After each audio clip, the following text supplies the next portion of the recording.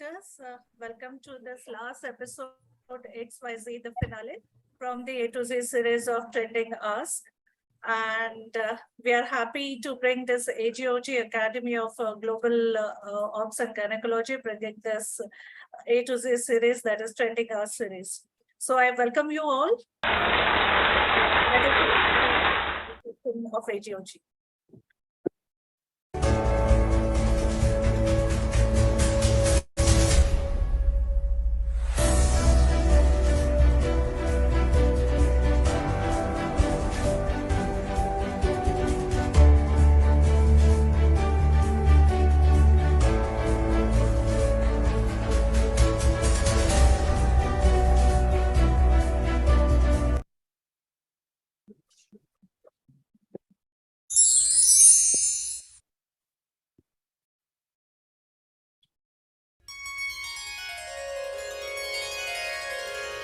वक्रतुंड महाकाय सूर्यकोटि समप्रभ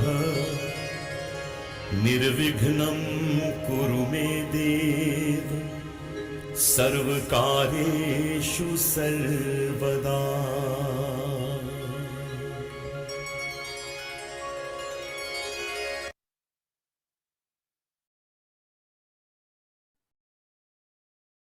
I'm very happy to introduce the coordinator of today's episode, Dr. Aditi Tandon ma'am. Ma'am is an obstetrician and gynecologist and a laparoscopic surgeon at Dr. Sudha Tandon Fertility IVF Endoscopy and Maternity Center from Mumbai. So I will hand it over to Dr. Tandon ma'am. Ma'am, over to you. Thank you very much. Thank you, Prachi. So this is the last episode in the task series, the A to Z series that Dr. Komal Chavan has planned. And we have something very exciting and interesting planned for you. I would like to take this opportunity to introduce our convener for the program, Dr. Komal Chavan. She is Medical Director at Chavan Maternity and Nursing Home, Senior Consultant, DNB Teacher, and Unit Chief at VM Desai Hospital, Mumbai. She is ex-honorary professor at R.N. Cooper and HBT Medical College. She was the past chairperson of the FOXI Medical Disorders in Pregnancy Committee. She is also zonal coordinator for FOXI, chairperson MOG's Family Welfare and MTP Committee, joint secretary ISOPAR Mumbai chapter. She has various awards to her credit. She needs absolutely no introduction. Welcome you. And yes, she is, of course, she's contesting for the vice president post for FOXI. So we need to support her, and she has all of our support. Best wishes for the elections, madam. Thank you so much. I would also like to introduce the co-convener for this program, Dr. Niranjan Chavan. He is professor and unit chief at LPMMC Sion Hospital, joint treasurer FOXI, past president MOGS, member of oncology committee SAFOG, joint secretary AFG, dean AGOG and chief content director at Highgrad and FEMA's courses, editor-in-chief FEMA's JGOG and TOA journal. He has various international and national journals with more than 150 citations, and of course has many awards to his credit.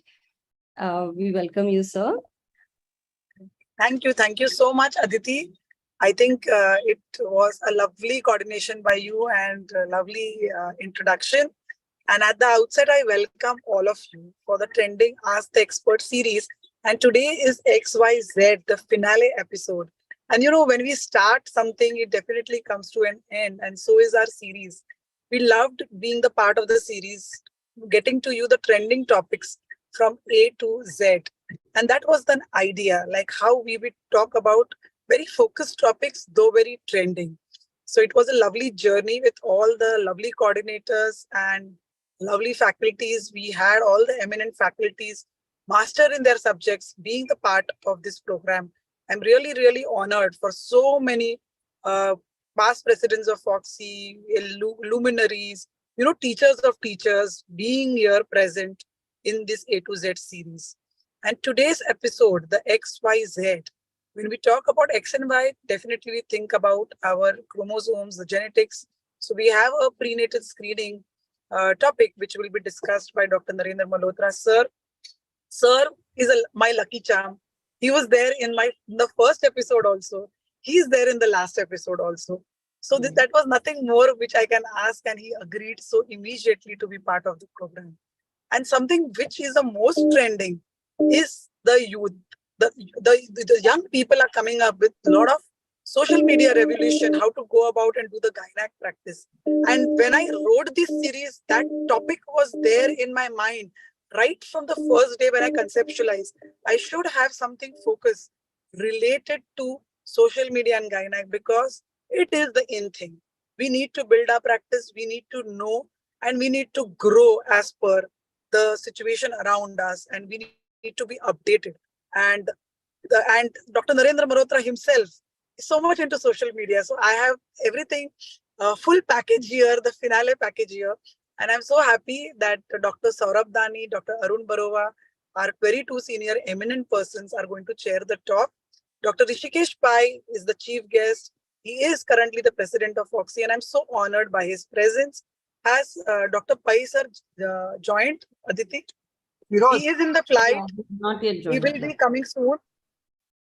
We introduce him then, but let's call upon our guest of honor for today, Dr. Aswath Kumar. So may I have the CV of Dr. Aswath Kumar? And I want to tell that, Aswath sir, it's your birthday today. You are celebrating, and we are celebrating our finale episode. So you have joined our celebration. So welcome you to our celebration, and thank you for being part of the program. And Aswath Kumar sir has been the vice president of Foxy. We have worked with him when he was a vice president very closely. Also when he was a national coordinator, I think 2 years we have been closely working. He's done a fantastic work in Foxy. Technology, teaching programs is his forte. Having done diploma in advanced laparoscopy France, diploma in laparoscopic management at Advanced Endometriosis Austria, and fellow gynec oncology GCRI. He is also the professor at Jubilee Hospital Thrissur, and I think he is doing lovely, amazing work there, and he's loved by all his PGs and his teachers. And he's currently the president of KFOG. I think this is old. I know he's a president, and he is definitely there. What we want is support or his blessings. He's always there for us. So thank you so much. And over to you to address the audience. Thank you. So first of all, I thank Dr. Komal and Dr. Aditi and Niranjan. Most important is that this is the second time I am here in this program, and I'm so happy. Hello, have you hearing me? Yes, sir, we can hear you. Okay. In between a phone came, sorry.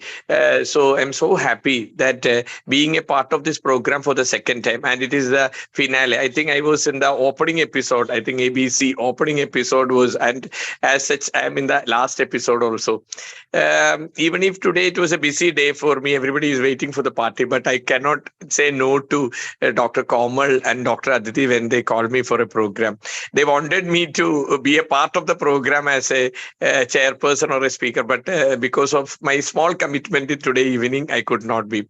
But it's a very interesting program, as Komal has started at the Academy of Global Obstetrics of Gynecology. So many people are a part of, during these years of our hard work, many people or thousands of people are utilizing it, and it's very focused. You just be there for 2 hours, you get the maximum benefit on the topics of your interest. Today it is very interesting, and you can have today Narendra Malhotra sir speaking on prenatal screening for a genetic disorder, what, when and why. I have heard sir's talk before the similar topic. Excellent it will be, and whoever is going to attend, and he is a person, as Komal rightly told, when it comes to a social media, sir was a person who was initially the part of all Foxy friends. Everything was, social media was started to, in gynecology, was popularized by Narendra Malhotra. Malhotra sir. So, and thank you being a part of it. And I always respect sir and madam. And the chairperson Saurabh Dani sir and Dr. Arun Boruah sir are there. Coming to the panel discussion, the social media and gynec practice, one of the most important. And I understood in a meeting when I was standing with my postgraduates, Aditi came to meet me actually just to tell hi. So all the postgraduates, my postgraduates standing near me went to, sir, we would like to take photo with Aditi. Then I told she is much popular than you. So social media is something entirely different actually. Till now, when I go for conferences in Mumbai, my PGs tell, take one photo with Aditi and come. Then I told that, okay, I will take one photo. So that is a popularity she has. So apt person and Rohan. So apt people both for, we can say king and queen of social media of gynecology. They will be moderating the panel on social media and gynec practice with an excellent panel. You can see the panelists, they are the people who are the most active in social media. So once again, I congratulate, not quite best of luck, even congratulation is also okay for Komal madam. We are sure that she will win and she will be a part of Foxy for the future. So all the best. Komal madam, and all the best for the program. Thank you being a part of this program, making me a part of the. Thank you so much, all of you. Thank you. Thank you. Thank you so much, Aswath sir. It was lovely hearing to you. And definitely you are also very popular among youth. Is Aditi. I'm really grateful that Aditi is the part of the program. I was not knowing that there is so much fan following of Aditi down south. Definitely we have these two young icons, Aditi, Rohan in Mumbai, and they are the future of Foxy. So I'm really happy that they are here, and I wish you a good celebration. Have a good day. And thank you for sparing your time and being among us. So once again, a very happy birthday. And Dr. Niranjan also wants to wish you. Hi. Hi, Niranjan sir. Hi. Hi, Ashwath. Hi. I was not knowing you were sitting on the side. Yeah. Presently, I am sitting on the side only. But the seat is very hot.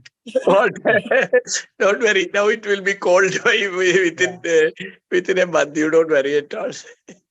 Though I am on the driving seat, but Komal is actually the main driver, and I'm really happy the efforts which he has done in the last 5 years, 3 years in Foxy, and she got an extension of 9 months. But actually, she has been with me for last 25 years. And since the time I am also there in Foxy for more than now 21 years, she is known to everyone. And I'm really proud of her, the way effort she has done. And I'm very thankful for Dr. Narendra Malhotra, sir, to be always there standing. And of course, Ashwath and all the youngsters who are going to be the part of this panel. And really, we look forward to go ahead with this grand finale. So thank you, Ashwath, for joining today. And I wish you again a very happy birthday. Thank you. Thank you. Prosperous and a great year to come. And I'm sure your PGs are going to have a good time in the evening. We are going out for a movie and we'll enjoy. So enjoy your day. Thank you for being. And we will begin with the talk. So I'll hand over to Aditi to conduct the further proceedings. Yes. Thank you, ma'am. Can we have the CVs of the chairpersons, Saiti? Yeah, I would like to, it gives me immense pleasure to invite Dr. Saurabh Dani.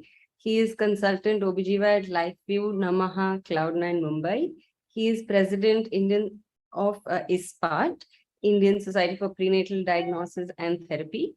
He is treasurer of Bombay Nursing Home Association and past president and advisor of AFG Mumbai.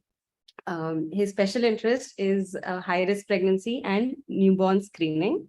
Welcome, sir. Thank you, Aditi. Our next chairperson is Dr. Arun Boruah. I don't think he has joined yet. He is immediate past president of the Dibrugarh ONG Society and NEISAR, Northeast ISAR, consultant Apollo Fertility Guwahati, Assam. Chairperson, Northeast ISAR and Northeast IAGE, President, the Dibrugarh OBGY Society, Senior Vice President, IMA Assam State Branch, and Vice President, Sovski. And he's an active Rotarian for more than 25 years. I'll just coordinate with, I'll just try contacting him. Dr. Saurabh, you could introduce Professor Narendra Malhotra, sir. Thank you, Saurabh. Yeah, good evening, sir. It is a pleasure to introduce you, and it has been a pleasure with working with him very closely when he was the ISPAT president and I was the secretary at that time. And everybody definitely knows Dr. Narendra Malhotra, but to give a formal introduction, he is the managing director of the Global Rainbow Healthcare Agra. He's the director of ART Rainbow IVF, president of SAG, vice president SAFOG and WPM. He's the past president of practically all the organizations that we all know of and we have been part of. He's the director of Ian Donald School of Ultrasound and has number of publications in national and international journeys. He's most importantly also the director of Manyata and he's the chairman of Smriti, which is an NGO. Over to you, Dr. Narendra Malhotra. Very good evening to all of you. Happy birthday to Aswath. And let me just share my screen.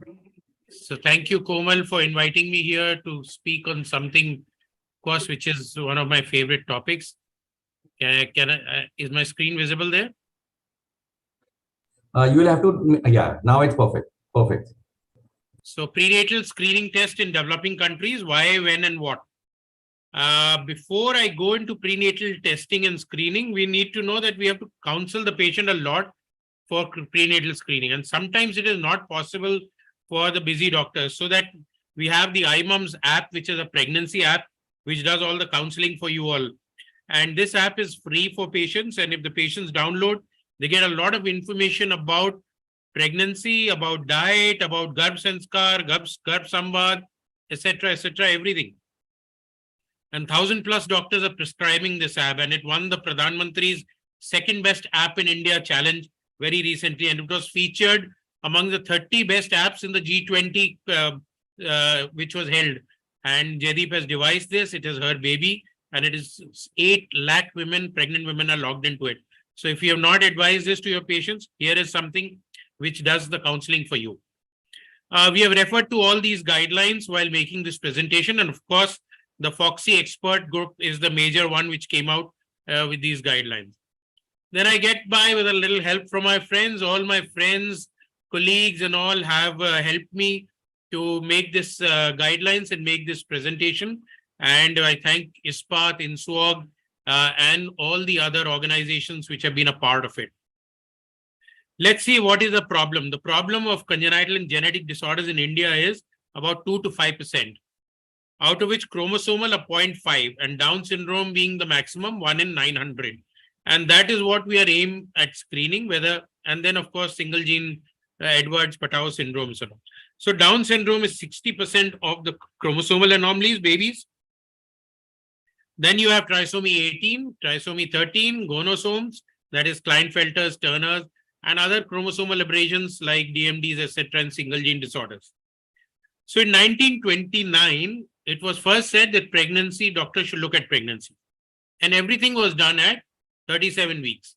And then came the inversion of this pyramid of care. And they said everything should now be done in first trimester triage, which was given by Professor Nicolaides.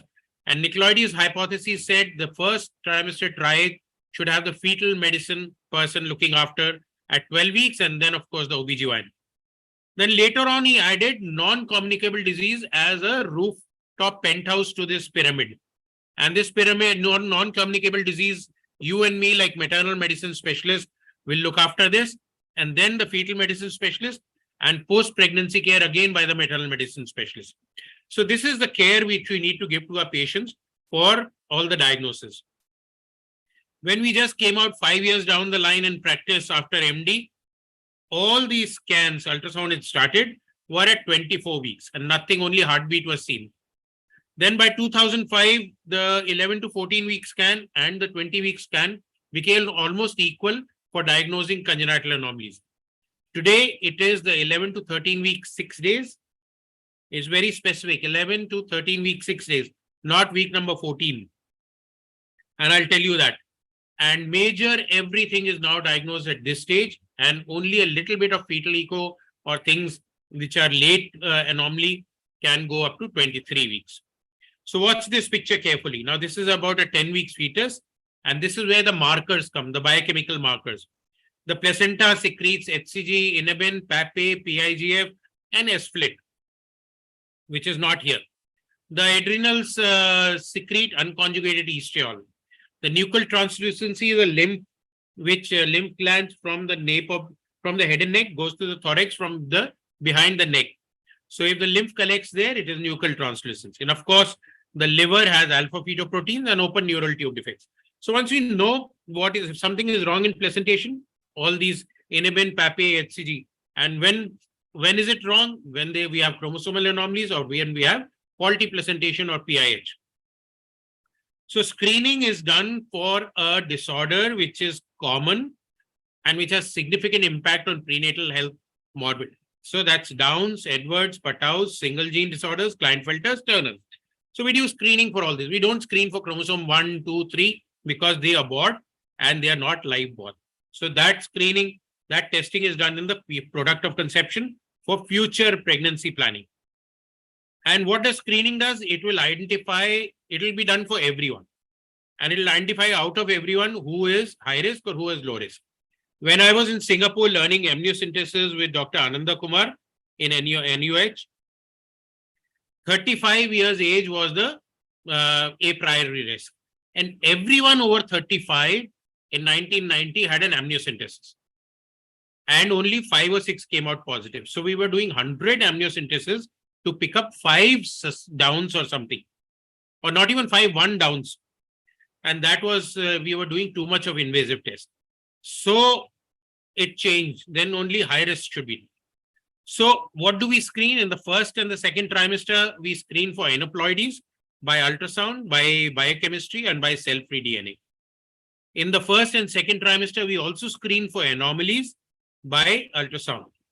In the first trimester and early second trimester, we screen for preeclampsia, which is very, very important to include in our screening protocols, by history, mean arterial pressure, uterine artery Doppler, and biochemical PIGF and things like that.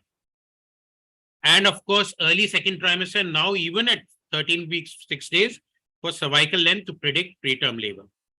So screening test will tell you which is high risk or no. It is not diagnosis. Or we have to make a diagnostic test, then only we'll get the report. So Foxy in 90 was under Amit Patki, when he was the chairman of prenatal committee, came out with a basic antenatal checklist. And 2019, we came out with this comprehensive checklist, which I can email or which is probably on the Foxy website, where we had recommended tests and preferable tests in first, second, and third trimesters. And then we made the genetic screening protocol, which is very important. So pregnancy, discuss the screening test, patient may accept or not accept, doesn't accept, take a signature, a non-acceptant consent. If accepts, depending on what phase she has come in pregnancy, do that screening test. So what do we do as biochemical markers? First trimester, dual marker, PAPE, pre-beta HC. Second trimester, quadruple marker, alpha fetoprotein, unconjugated estriol, HCG, inhibin. No triple test. No triple test. Please don't ask or advise triple test. It's outdated. And when we do this, this is Dr. Suresh's Indian data. We can pick up almost 90% if we do a combined first trimester screening. That means we add the PAPE and PIGF and alpha fetoproteins in the first trimester and add the NT-NB. So what we call is the pentamarker or the Be Happy test or the pentamarker test. Similarly, for preeclampsia, you might get almost 100% prediction if you do all these tests and combined risk. So this is the Be Happy test and this is the pentamarker test, the 5 markers in the first trimester. And this is known as combined test or extended first trimester screening, EFTS. So EFTS is what we are now propagating. Now let's see what about these anomalies. So downs will run in 1 in 800. The others are 1 in 10,000. So when the patient comes to us, we give her a risk depending on her age and previous. So if she's 35, we tell her it's high risk. Then we do all the markers and ultrasound, and then we modify the risk. So she's still high risk, or she's intermediate risk, or borderline risk. And then finally we take out which is high risk and do an invasive diagnostic test. So the timelines are before 14 weeks, after 14 weeks. Unfortunately, week number 14, we have no data, and week number 14 is a gray area, and no screening test should be applied on week number 14. So if your CRL comes over 84, week number 14, please don't advise her contingent, extended, quadruple, or except for NIPS, which can be done anytime. And in the second trimester, of course, we do the quadruple test. So here is these tests, and they give you 80 to 90% risk estimation. Correct measurement of fetal crown rump length, NT-NB with a zoomed image like this, tricuspid regurgitation, ductus venosus, all add to your risk protocol. And as I told you, if you do a combined extended first trimester screening, and you can pick up 95% with confidence, which is high risk and which is low risk. So our protocol would be to do an extended test, put them into high and low risk and borderline. High risk, put them into CVS. Low risk, reassure, continue ANC, and borderline risk, second trimester screening by NIPS or the other ultrasound markers. So this is the Indian scenario, or today we put the penta marker and decide whether we're going to do CVS, NIPS, or if everything is normal, then anomaly scan at 20 weeks. So the proposal for Indians or developing country is they do a combined or an extended FTS and integrated first and second trimester screening, or only screen by NIPS. Now, only screening by NIPS may come as in the future and very near future. Right now, we can screen 5, or we do an extended NIPS about 22 chromosomes. And if we can do full karyotype, which is also available or about to be available, then it will be only NIPS and it will be almost diagnostic. So pre-eclampsia, you add PIGF and SFLIP. So PIGF, PAPE, and all the risk of history, blood pressure, uterine artery Doppler, and combine them and make a risk. And the uterine artery Doppler is taken like this. Why we want to do this at 11 to 13 weeks? Because we can start low dose aspirin, 150, before 16 weeks. Aspirin started after 16 weeks has no role. So please don't start aspirin in second or third trimester, please. 16 weeks or before, then only it prevents. And huge trials and papers support that. Now let's come to the second trimester. This was first. In the second trimester, you have quadruple. The triple test is marked by red, only 65%, so we don't do it.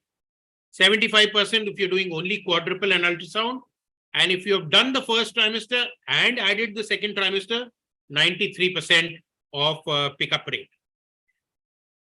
Even if the chromosomal is low risk, a good detailed ultrasound, or what we call as a genetic sonogram, is required at 11 to 13 weeks and also in the second trimester. So second trimester ultrasound, because some anomalies, structural anomalies, may not have a chromosomal defect and they're just structurally absent. So this a high ultrasound expertise is required for this, and 3D can be added. So what do we do in, what is our protocol? Quadruple plus anomaly, put them in high or low risk. High risk, do an amniocentesis. Low risk, continue the antenatal care as you are doing. That is it. And if you can add 3D to your scan, it will be much better. Why we wanted this way? Because of the MTP law. Even though it is now permissible up to 24 weeks, and just last month, even about 24 weeks, the court said you can't go ahead and terminate this pregnancy, but then we should stick to what the law is. Now we've done the screening and we have done the amniocentesis and we have taken out the chorion. So what do we do now with that tissue? Most of you will write karyotype. Even I used to do that. CVS, advise karyotype. Amniocentesis, advise karyotype. Now we must understand that what we are asking for, what we're looking for, and then only advise whether it is going to be karyotype or any other. So which method to use? Karyotype, FISH, microarray, sequencing, or NGS or microarray or NGS, depending on what you are looking at, what you want as diagnosis. So you have all these. And in the karyotype also, we have the quick PCR. So if QF-PCR is applied, you get it earlier, the report earlier, within a week or 10 days. Otherwise, the karyotype will take 1 month. So we should know karyotype tells us structural anomalies, FISH tells us syndromes, microarray is done for missed abortions, no karyotype for missed abortions, biochemical test is done for metabolic disorders, molecular testing like Sanger sequence, NGS, exome sequencing, whole genome sequence is done for single gene disorders and for other complex genetic anomalies which might be there.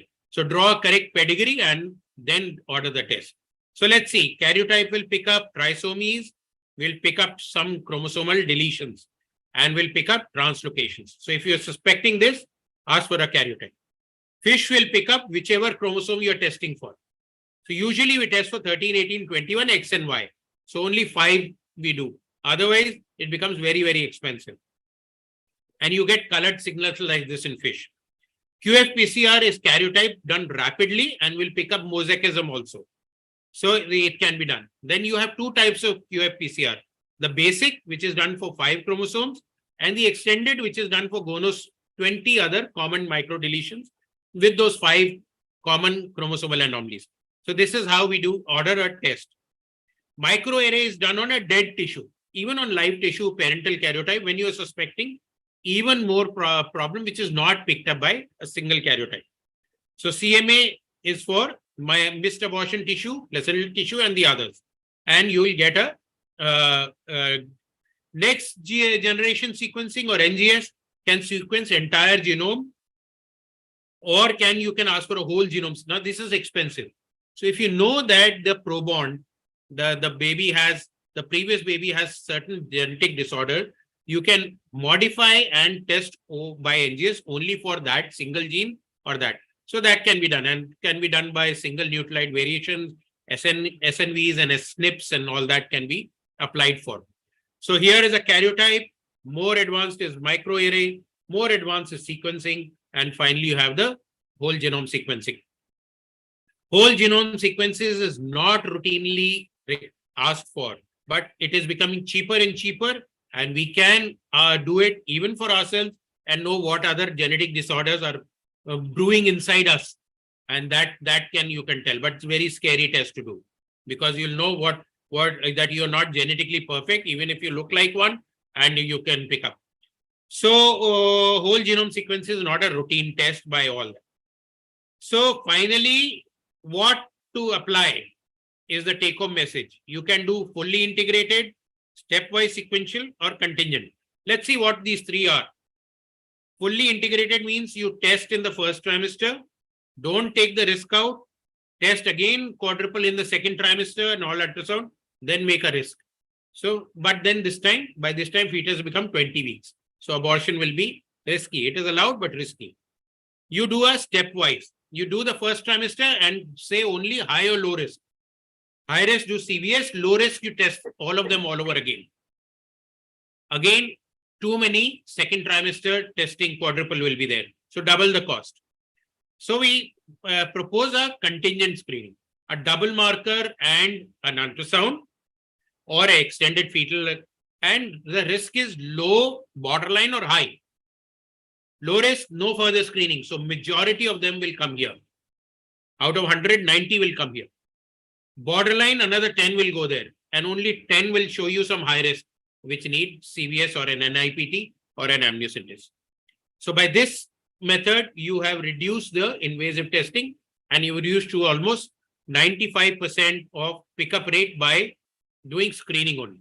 So once again, revising the genetic protocol, pregnancy, discuss the genetic screening, patient accepts, suggest the screening depending on the age, not accepts, antenatal care continue, take a non-acceptance consent. She accepts if she is in first trimester, depending on how affording, combined test, FTS, extended FTS or NIPS straight away, which might be the future. And second trimester, quadruple or NIPS with ultrasound. Divide them into low, borderline, and high risk. And low risk, continue and do a good ultrasound in the second trimester. Some people do alpha-fetoprotein again in the second trimester to rule out open neural tube defects. But if you're good in ultrasound, that's good enough. Or your first trimester AFP, this debate will always go on between the geneticist and us and the ultrasound people.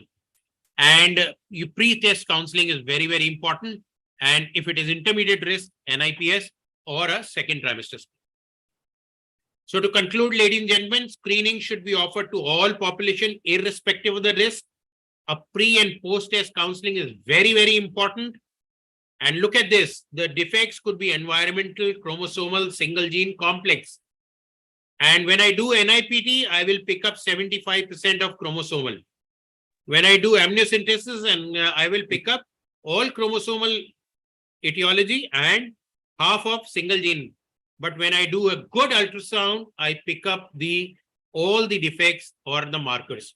So you have to be very, very good in ultrasound yourself or have a very, very good expert, fetal medicine specialist to do your 11 to 13 weeks and the 22 weeks. Rest you do yourself. So ultrasound offers more clinical information today if done properly. Thank you very much for having me here, Dr. Komal. I was a little rushed because I have to rush into the OT as they're calling me repeatedly. I am here for a few questions and I will join you back in another half an hour again. Thank you very much for inviting me. Thank you, Dr. Narendra Malhotra. It was a very detailed and a very simplified way of presenting the prenatal diagnosis. And I think the slide where you really differentiated between which genetic modality to be used really explains a lot as to what we should be using as obstetricians when we really encounter and we are looking at genetic anomalies. And I think one biggest message that you did pass across was that triple marker should no more be advised, and I think it goes for all the obstetricians out there. We need to stop advising triple marker because that doesn't help anybody. Dr. Boruah, welcome. Initially, I think we couldn't meet. So over to you, sir.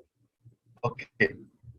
It's as usual, Narendra has always been a master of the subject, and when he's been given this particular topic, I'm sure he can speak at any point of time and he can make us all so engrossed on his talk. But anyway, having said so, the most important thing is today in the market, we have multiple industry partners who actually try to join us and motivate obstetricians for different kinds of tests without knowing the final way which is the ideal test. And I'm really happy that he has prescribed, given us an overview of what test to be done, as an obstetrician we expect from the patient. So the patients can also be guided in a particular line, the way we think of. Like I just tell you, a few days back, we had a patient who had a first trimester diagnosis was oligohydramnios. I was surprised all types of tests were advised to that particular patient. This is only because we have been under the influence of the industry people, and that is why we do not like to indulge our own knowledge to help our patients. I'm sure this particular presentation would go a long way to enhance the knowledge across the country, and I'm sure all OBGYN will applaud his presentation the way we used to do earlier. He is really a gem of this particular subject, and I really appreciate the way he presented. Thank you, Arun Boruah sir, for joining in. Welcome. And Actually, I totally agree with you. This presentation was really insightful, and we should know what to do and what not to do, how to take every test what we offer. We try to offer every test because it's available, but do we get the adequate information? That is the question. So I think, thank you. A lovely talk by Narendra Malhotra sir, as always, and Saurabh, who is also a master of the subject because he's so much into it. So thank you for chairing this session. It was lovely having this session. The first session went off so well. And thank you, Aditi. I hand over to you now to start the next presentation is available to anyone who wants to see on SlideShare. Yes, so SlideShare, all my presentations are there. Feel free to use them. Acknowledge or don't acknowledge, doesn't matter, but the knowledge should go. Yes, and also SlideShare and also the recording of this webinar also will be freely available. So you can hear Dr. Narendra Malhotra speak again and again so that it gets reinforced into our minds, Only one thing, if you want to see it please apply it to your patient. Just my Yes. word to all the Application. Yes. Yes, application is equally important because when we talk of women's healthcare professionals, I think application will play a very big role. Yes. Thank you, sir. Sir, I know Dr. Narendra Malhotra, sir, is very busy today because I think we both had a very catastrophic patient. But I really want sir to be part of as an expert on the panel because we want him to give his inputs too. So, sir, we can't. Sir, we can unmute, sir. I said I'm carrying my laptop in the OT, so I'll talk to you from there. Yes, yes. So now even we are all glued to hear this lovely panel. So I hand over to Rohan and Aditi. Thank you, ma'am. Aditi, I think you're on mute. Yeah. Yeah, thank you, ma'am. Yeah, fantastic talk, sir. Thank you. And we now move on to the next panel discussion. Can I share my screen? Okay. Yeah. So let me introduce you, Aditi. It'll be weird for you to introduce yourself. Our moderator for this panel is Dr. Aditi Tandon. Can you please have a slide, please? Dr. Aditi Tandon is an endoscopic surgeon. She's an MOGS Youth Council member. She's won multiple awards. Can I see Dr. Aditi's slide, please? I think Aditi is one of the, among all our panelists, she's again another fantastic social media. Prachi, you need to put up Aditi's PPT. Yeah, that's it. Good, going home. She's an ex-assistant professor at DY Patil. As I said, she's won multiple awards like the Durusha Distinguished Youth Award 2022, the Foxy Young Turk Award, the Best Youth Council Member 2019-20, Yuva Isar Researcher of the Year, Ashok Mehra Prize for the Best Endoscopy. Can we have the next? Yeah, I would like to introduce my co-moderator for the panel today, Dr. Rohan Palshetkar. He needs absolutely no introduction. He is the unit head of Bloom IVF, National Coordinator for the Foxy YTP Committee, Associate Professor at DY Patil, School of Medicine, Treasurer, MOGS, MOGS. Aditi, thanks. I think we'll just get to the panel. Yes. So I would just like to share my screen. If you could allow me to share my screen, Saiti. Yeah. We have our panelists in our slides. If you could stop screen share. Screen share. Yeah. Thank you. Okay. So today we're going to be talking about social media and how doctors are on it. And while Aditi gets the slide started, I think it's something that is prevalent in our practice. And I think it's important that each one of us understands what are the tips and tricks to being on social media, especially. So we've got a slightly interesting panel on this, and we have a few questions for our panelists who are quite seasoned veterans now, I should say, on the social media platform. So Aditi, I'll hand over to you to begin with our panel. Yeah, so the panel today is not like the usual kind of panel discussions that we normally have. It's not academic. There are no right or wrong answers. But I think it's very much the need of the hour to discuss, doctors on social media. Okay, one second. Okay, I'm not able to navigate my slides. Just a second. We know that Double click on this slide. Yeah. So we know my voice is echoing. No, I think someone else has two screens on. Yeah, it's fine now.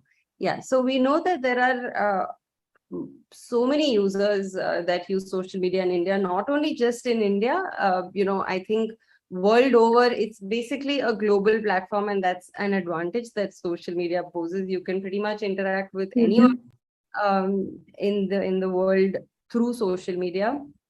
But I think misinformation regarding health is so prevalent. And that is precisely why us doctors need to have a presence on social media for the sake of countering this misinformation, and for these people, for the general public, to have quality, factual information, a credible source for their information, because the misinformation can be very misleading and harmful. And interestingly, so there are a lot of non-doctors, who post about health, but they don't have any restrictions to post what they post about health. But ironically, there are restrictions on doctors that are posting. Shouldn't it be the other way around? It's just food for thought. So we have a varied list of panelists today. And it's my pleasure to welcome them. Dr. Priya Bhave, she is consultant head at Department of Reproductive Medicine, Bansal Hospital, Bhopal. I think she's been the pioneer of sharing long form content on social media. If I'm not wrong, I think she's probably been the very first few who has started sharing stuff on social media, on YouTube. To share the corporate aspect of things, Dr. Nitiz Murdia, he will be joining us. He's busy in another panel. He is a co-founder and director of Indira IVF, member of the National ART and Surrogacy Board. Dr. Pooja Nadkarni Singh, I think, so, she's known as Marathon Boy on Instagram, and we love your content. She is the co-founder of Nimaya, Surat and Vadodara. Dr. Yuvraj Jadeja is practically a celebrity gynecologist on Instagram. He is also a medical director at Nimaya Women's Center, Vadodara and Mumbai. He's also been a TEDx speaker. Dr. Surakshith, he is known as Dr. Baby Maker on Instagram. He is founder of Indigo Women's Center, Chennai. Dr. Deepti, she is a consultant obstetrician and gynecologist at Antonio Pinto Rosario Maternity Hospital, Goa. And she's known as Dr. Boombastic on Instagram. Very interesting handle, I have to say. Dr. Apoorva Pallam Reddy, she is IVF consultant and cosmetic gynecologist at Phoenix Specialty Center, Bangalore. We absolutely love seeing her in, the saris on Instagram, in her OPD. It's absolutely inspiring. Dr. Mohil Patel, he is a gynecologist, obstetrician and infertility specialist from Ankur Maternity Center, Home and Clinic, Ahmedabad. Dr. Varun Shah, he is director and chief consultant at Inception. Aditi, I'm sorry to interrupt you. We have Dr. Hrishikesh Pai who's joined us, our chief guest for the day. Could you just introduce her? Yes. Yes, I think Dr. Pai has joined. Even I was going to interrupt. I just landed in Tirupati for the South Zone Yatra that is going on at present, trying to get a entry into the Tirupati. हम लोग last late Latif na, सब late करते हैं. Say hi to Dr. Madhuri. Yes, hello, hi. So we are so happy to have Dr. Madhuri Madam and Dr. Pai both here. I've been to Tirupati twice, so it doesn't matter. बाहर से ही नमन कर देंगे उनको भगवान को.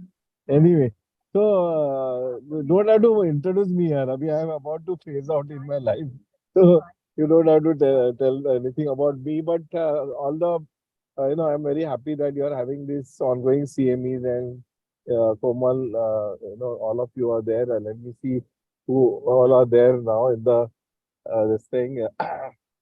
Dr. Rohan, I could hear, and Dr. Niranjan, Dr. Komal. Then we have got Aditi Tandon, who is coordinating all the program, and we have the great teacher Aswath Kumar, who is a guest of honor with me. Dr. Narendra Malhotra is speaking about prenatal screening, and we have got many other. I think there's a panel on social media and gynec practice, which is very important. Aditi Tandon and Rohan are, doing that panel, and it is so very important. I can even see Saurabh Dani and Arun Boruah who are going to chair the session of Dr. Narendra Malhotra. And, basically the social media is very important. I think one of the things you all youngsters have to do is to teach the older people how to handle social media, because when we were, there, we were not knowing how to do it. So it's a handicap for us at present. We are at a handicap because we don't know how to handle social media that well. So anyway, wish you the very best, and I hope that this goes very well, and it is a good learning experience for all of you. Thank you, Komal, for calling me. Yes, thank you.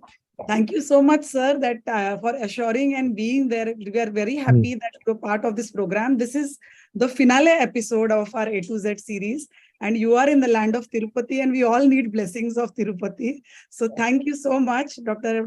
Pai and Dr. Madhuri Patel, madam, both we could see. Best wishes for your yatra. I think you're doing a fabulous job. It is really a revolution in Foxy, and we all are supporting and with you. So today we are at Tirupati, and then tomorrow we'll travel to Chennai. So we have done first part of the yatra. We started from Vizag, and then did 3 cities, and then went to Vijayawada, then 2 cities, and now we are in the third leg. That is the Tamil Nadu leg is starting. That is in 2 parts, because Tamil Nadu is a very big state, and we'll reach Kanyakumari and then go back upwards across Kerala, and then go to Hubli, Belgaum, Dharwad, and then Mysuru, and then finally end the yatra in Bangalore. And then another exciting part will start, and that is the gender equity run that will start from Mumbai and go all the way across Gujarat, Rajasthan, and end in Delhi. And simultaneously from Puri, there will be the second run that will cross Orissa state and Jharkhand, and will then cross Madhya Pradesh and end in Delhi. So the yatra is the north-south yatra, and the run is the east-west run. So hopefully by then I'll cover the entire country. That was my wish, that I should do it. I should reach the people and cover as many people as possible, which I'm very happy that I've achieved. And that's what it is all about. You should do things that make you happy in your inside. Your inner happiness and inner peace is very important. Thank you, Komal, and I hope that you do well in your life. Thank you. Thank you. Thank you so much, sir, for your wishes. They mean a lot. And thank you. Now we can go ahead, Aditi. Okay, ma'am. I'll just share my screen again. Yeah, is my screen visible? Yeah, Aditi. Just play your presentation. Yeah. Our next panelist is Dr. Divya Vora. She has just recently, in fact, finished her residency, and she's currently working at Joseph Hospitals, and she has 125K followers, and she's very popular with the youth. She's known as the girl next door on Instagram.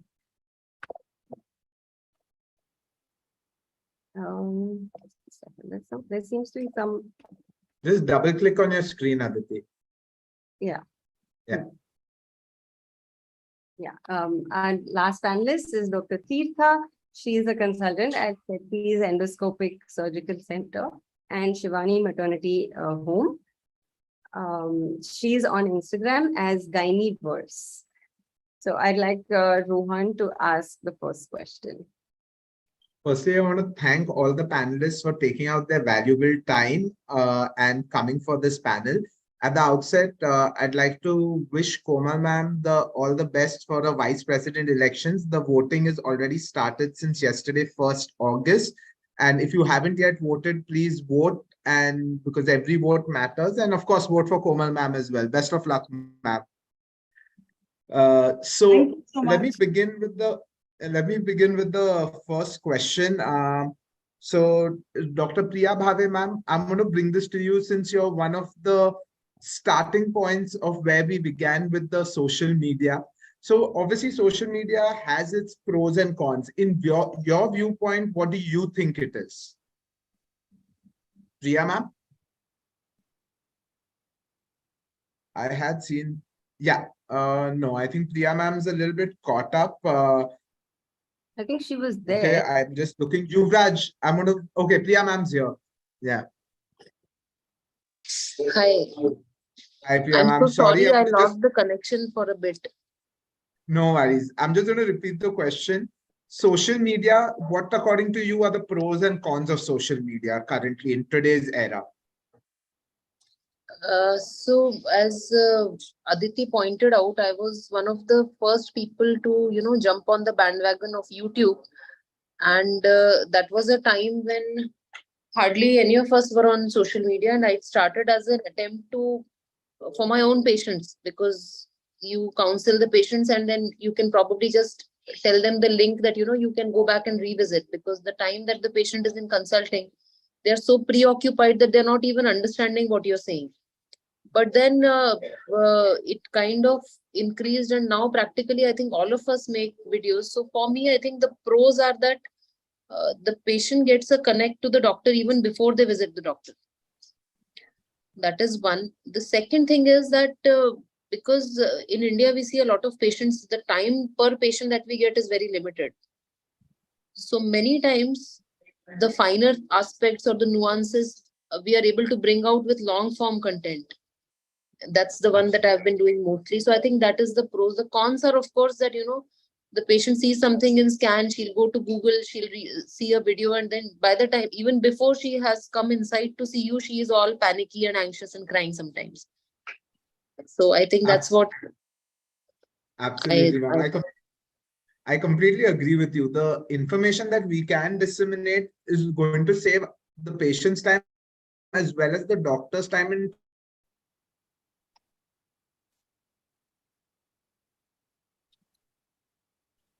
I think we lost Rohan.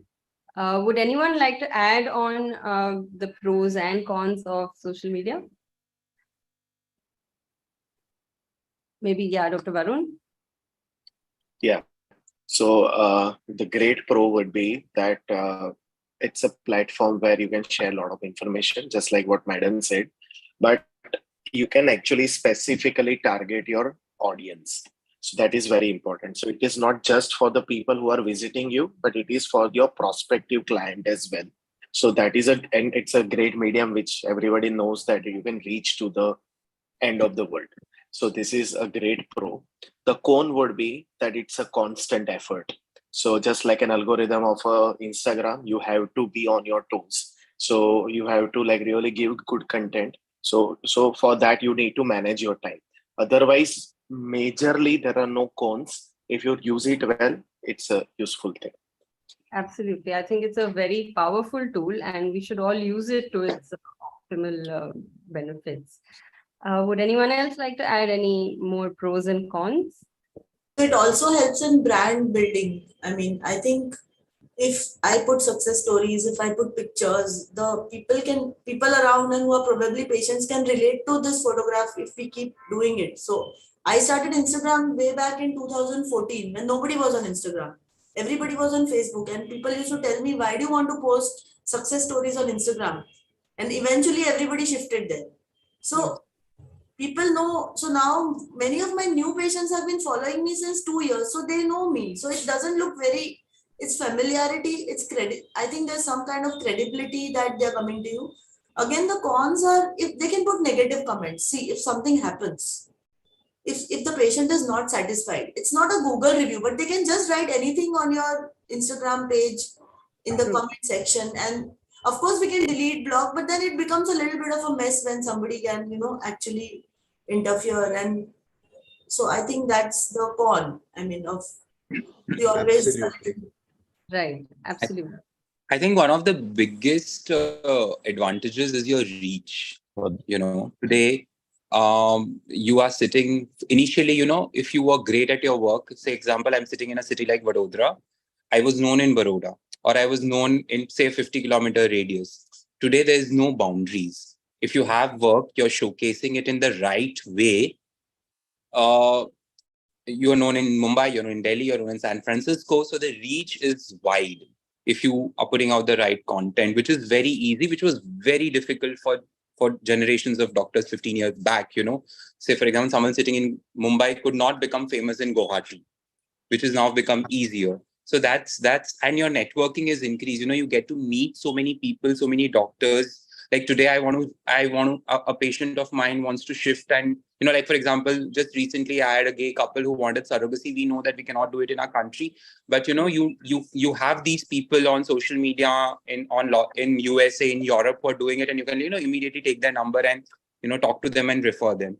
So that's the negativity. Two things. One is time. Like if you are a practicing doctor, you are short of time. Making content is not easy, and sometimes you're just in that rat race again. First you were in the rat race of patients and surgeries and your IVF cycles. Now you're in a rat race of putting out 5 bajte hai, 9 bajte. You're like, oh shit, what do I have today? Have I prepared something to post today? Every Sunday it's like, oh, mujhe 1 week ka content plan karna hai. So time is a big thing.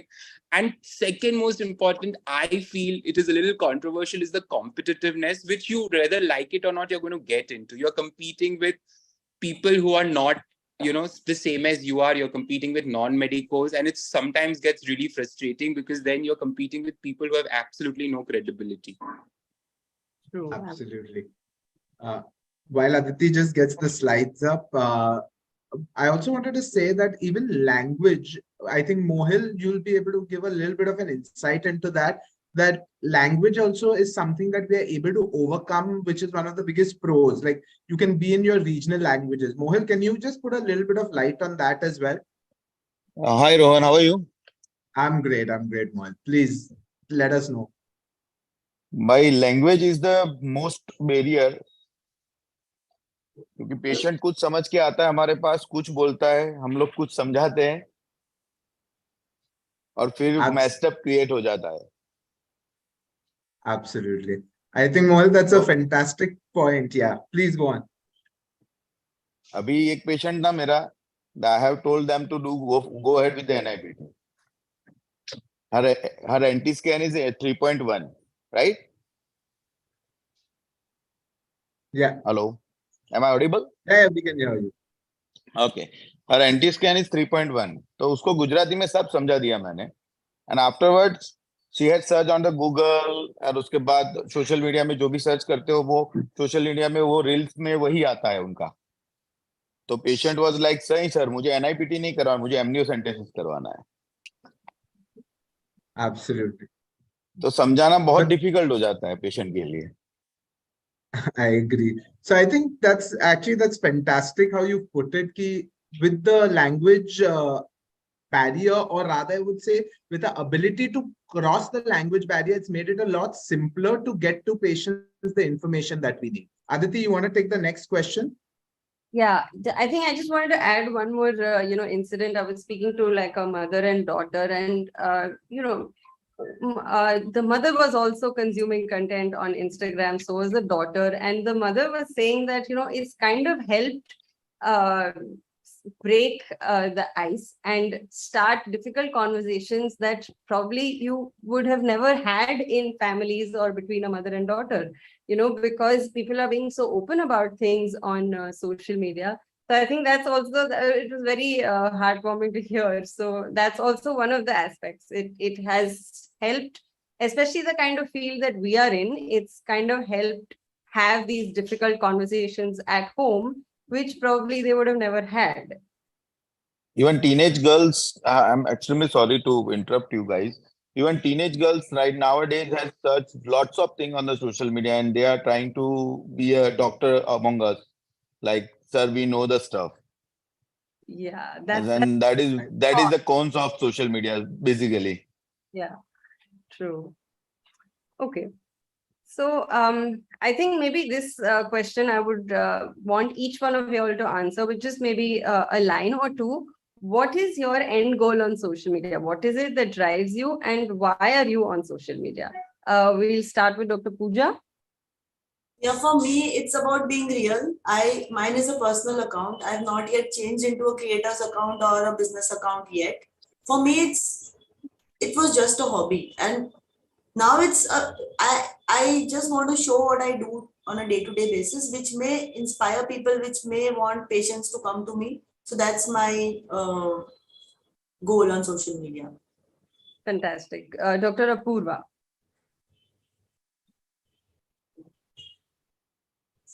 Apoorva, are you there? I just seen her a minute ago. Logged in. Okay, Dr. Theertha. Hi. For me, social media was a way of boosting my confidence. It was an outlet for my creativity. I started off as putting out videos just to boost my self-confidence, and eventually, as it picked up, it just became like a treasure house for information. It's not just us putting out information. It's a lot of things that even we learn from social media. So as and when it is going, for me, it's just I put out information to convey how I can do it more creatively and connect. I've also connected with a lot of like-minded people, like so many people over here I know through social media. So that is a big pro. Absolutely, yes. And not only just, within the country, even anywhere over the world, that's a big advantage of social media. Agreed. Dr. Deepti? I think you're mute. We can't hear you.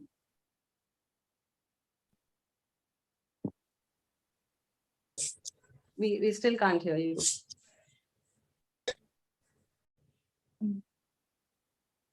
Can you hear me now? Yes, we can hear you now. Hello? Yes, we can hear you now. Hi. So I think what drives me is I used to be part of an institution back in CMC Vellore. So there was a lot of teaching, which I really missed because I like explaining concepts to people. So what drives me is now I can, do that a little bit because now I'm in private and I don't get to as much.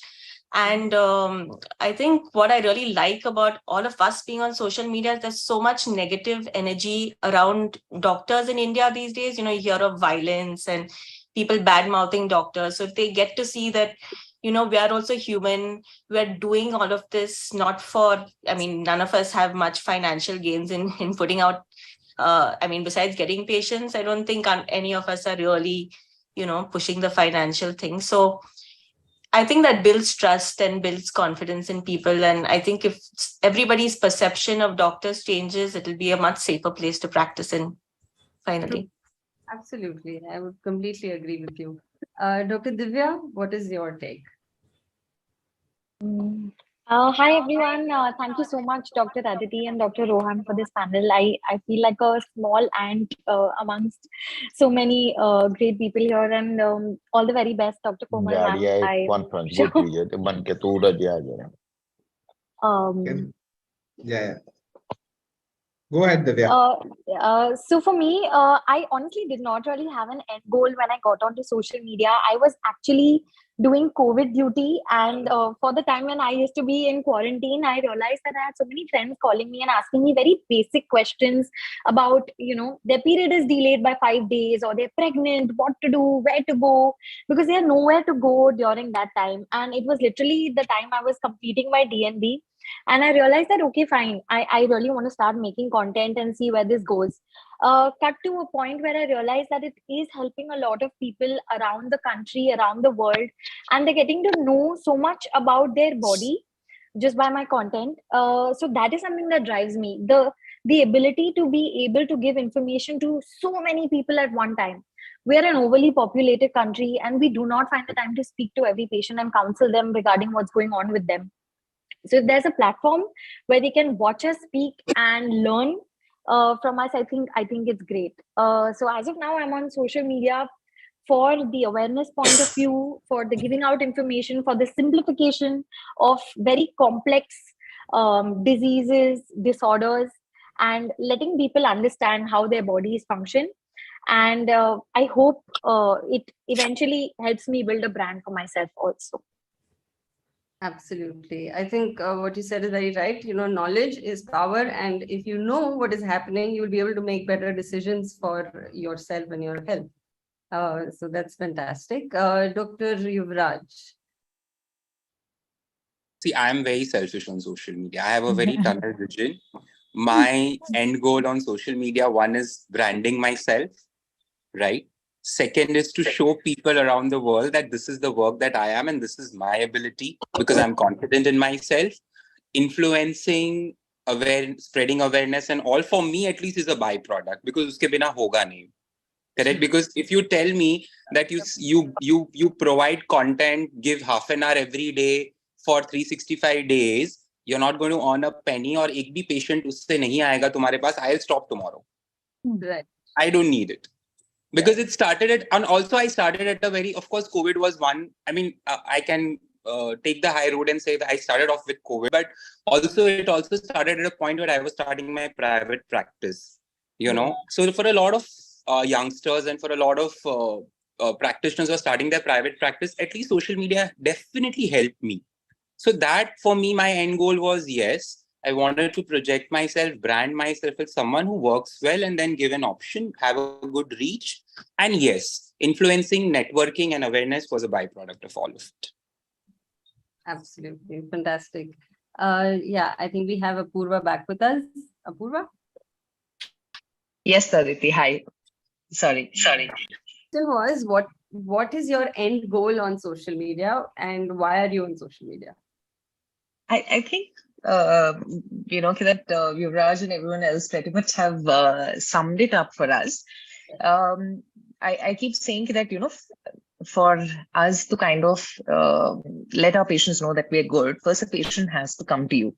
Only then will they kind of know that you're good. But the thing with social media is that all the work that you're doing, when you're putting it out there, there are a whole lot of people who know that you're doing good work, who kind of connect with you, and you know, that it's, and I keep saying is finding a good doctor is like finding a good partner. You know, one might work for you and the other might not. So you need to kind of have that connection with your doctor as well, because be it fertility, be it surgery, or you know, even pregnancy, you know, you're trusting your whole health and life in another person's hand whom you know you've just met. So to have a 5-minute connect in a consult is going to be difficult as compared to, you know, seeing that person on a regular basis and seeing what they do. Right. Absolutely. Dr. Varun? Yeah, so in a very single line, because I think everything else is already been said. For me, the end goal is to reach and to brand myself. That's it. Right. Okay. Great. Move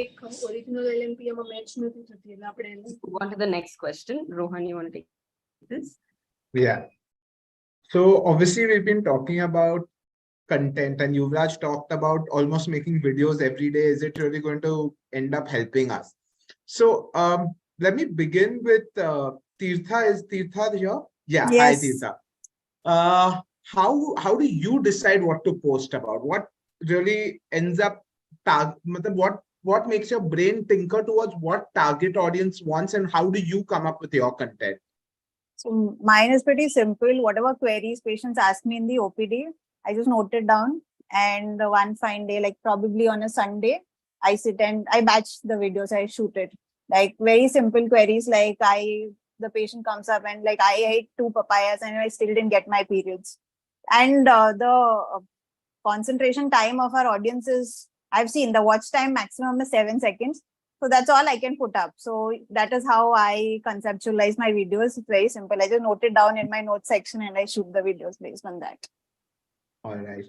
Pooja, now my next question is to you. Since you are one of the early beginners of Instagram when nobody was really on it, what according to you is good content? Like, what do you think is what do the patients or what does the general public want to see?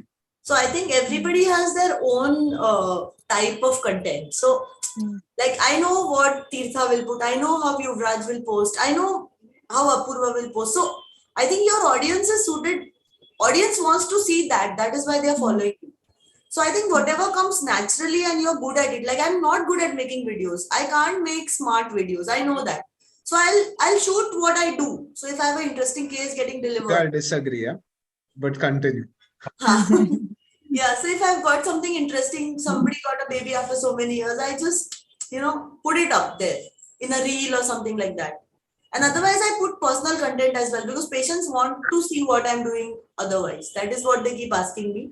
And of course, consultations and teleconsultations happen in the DMs. So that's seeing the content. If I put one video, I get at least 25 to 30 DMs asking for a consultation. So that is there. So I think that works. Absolutely. Absolutely. Priya ma'am, the last question in this slide, I want to just put it across to you. As I talked about in the pros and cons, that language becomes a bit of a barrier.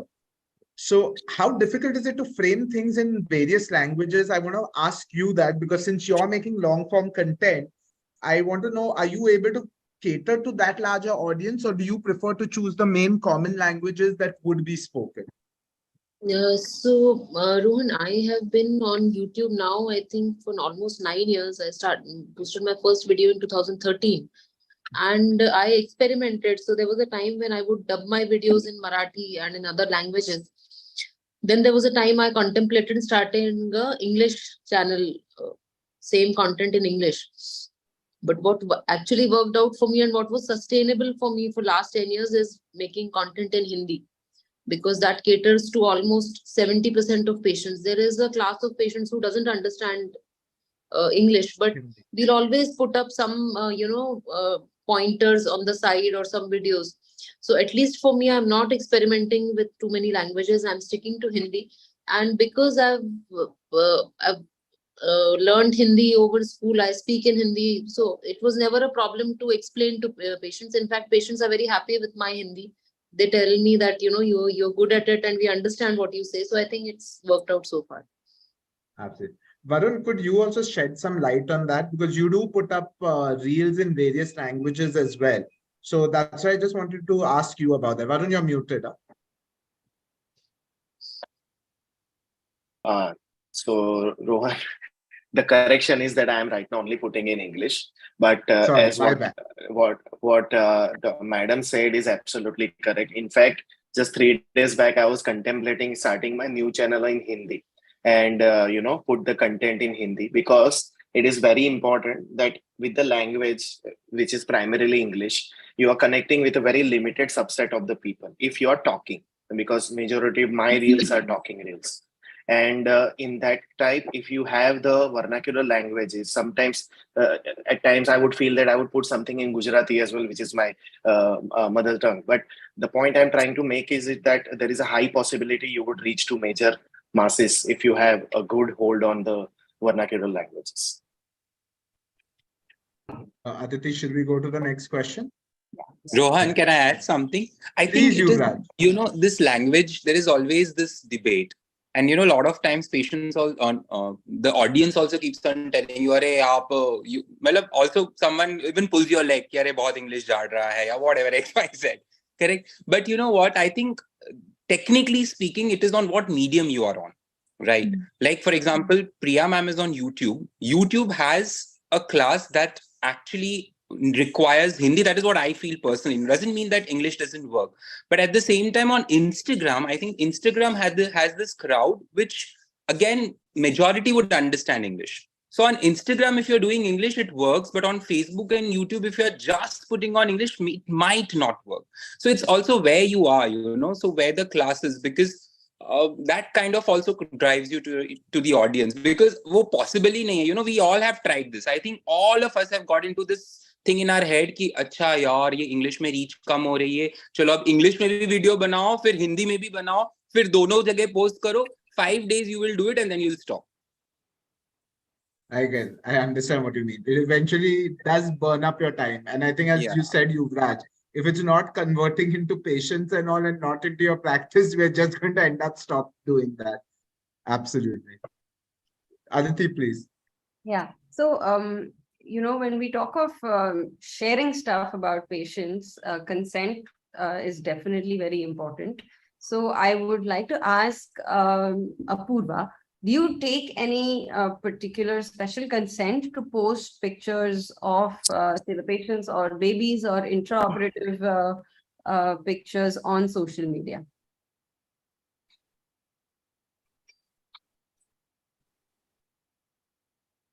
Okay.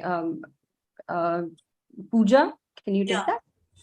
Yeah, so I ask them verbally. I don't take a written consent, but my patients are opposite. If I don't post, then they get hyper. They tell me, why did you not put my baby's photo? Yeah. I get such kind of a patient clientele, and one more hospital I have 21st century. So sometimes I don't put those photos or normal delivery pictures. So they also get offended. So I don't take a written consent, but definitely there are some patients who tell me they don't write IVF. You can put the photos, but don't write IVF. That is communicated beforehand. And there are some few patients who tell me don't post. So I don't post. Correct. So yeah. In fact, some patients actually come and ask you to make a reel. yes, they ask me. Yeah. Okay. Divya.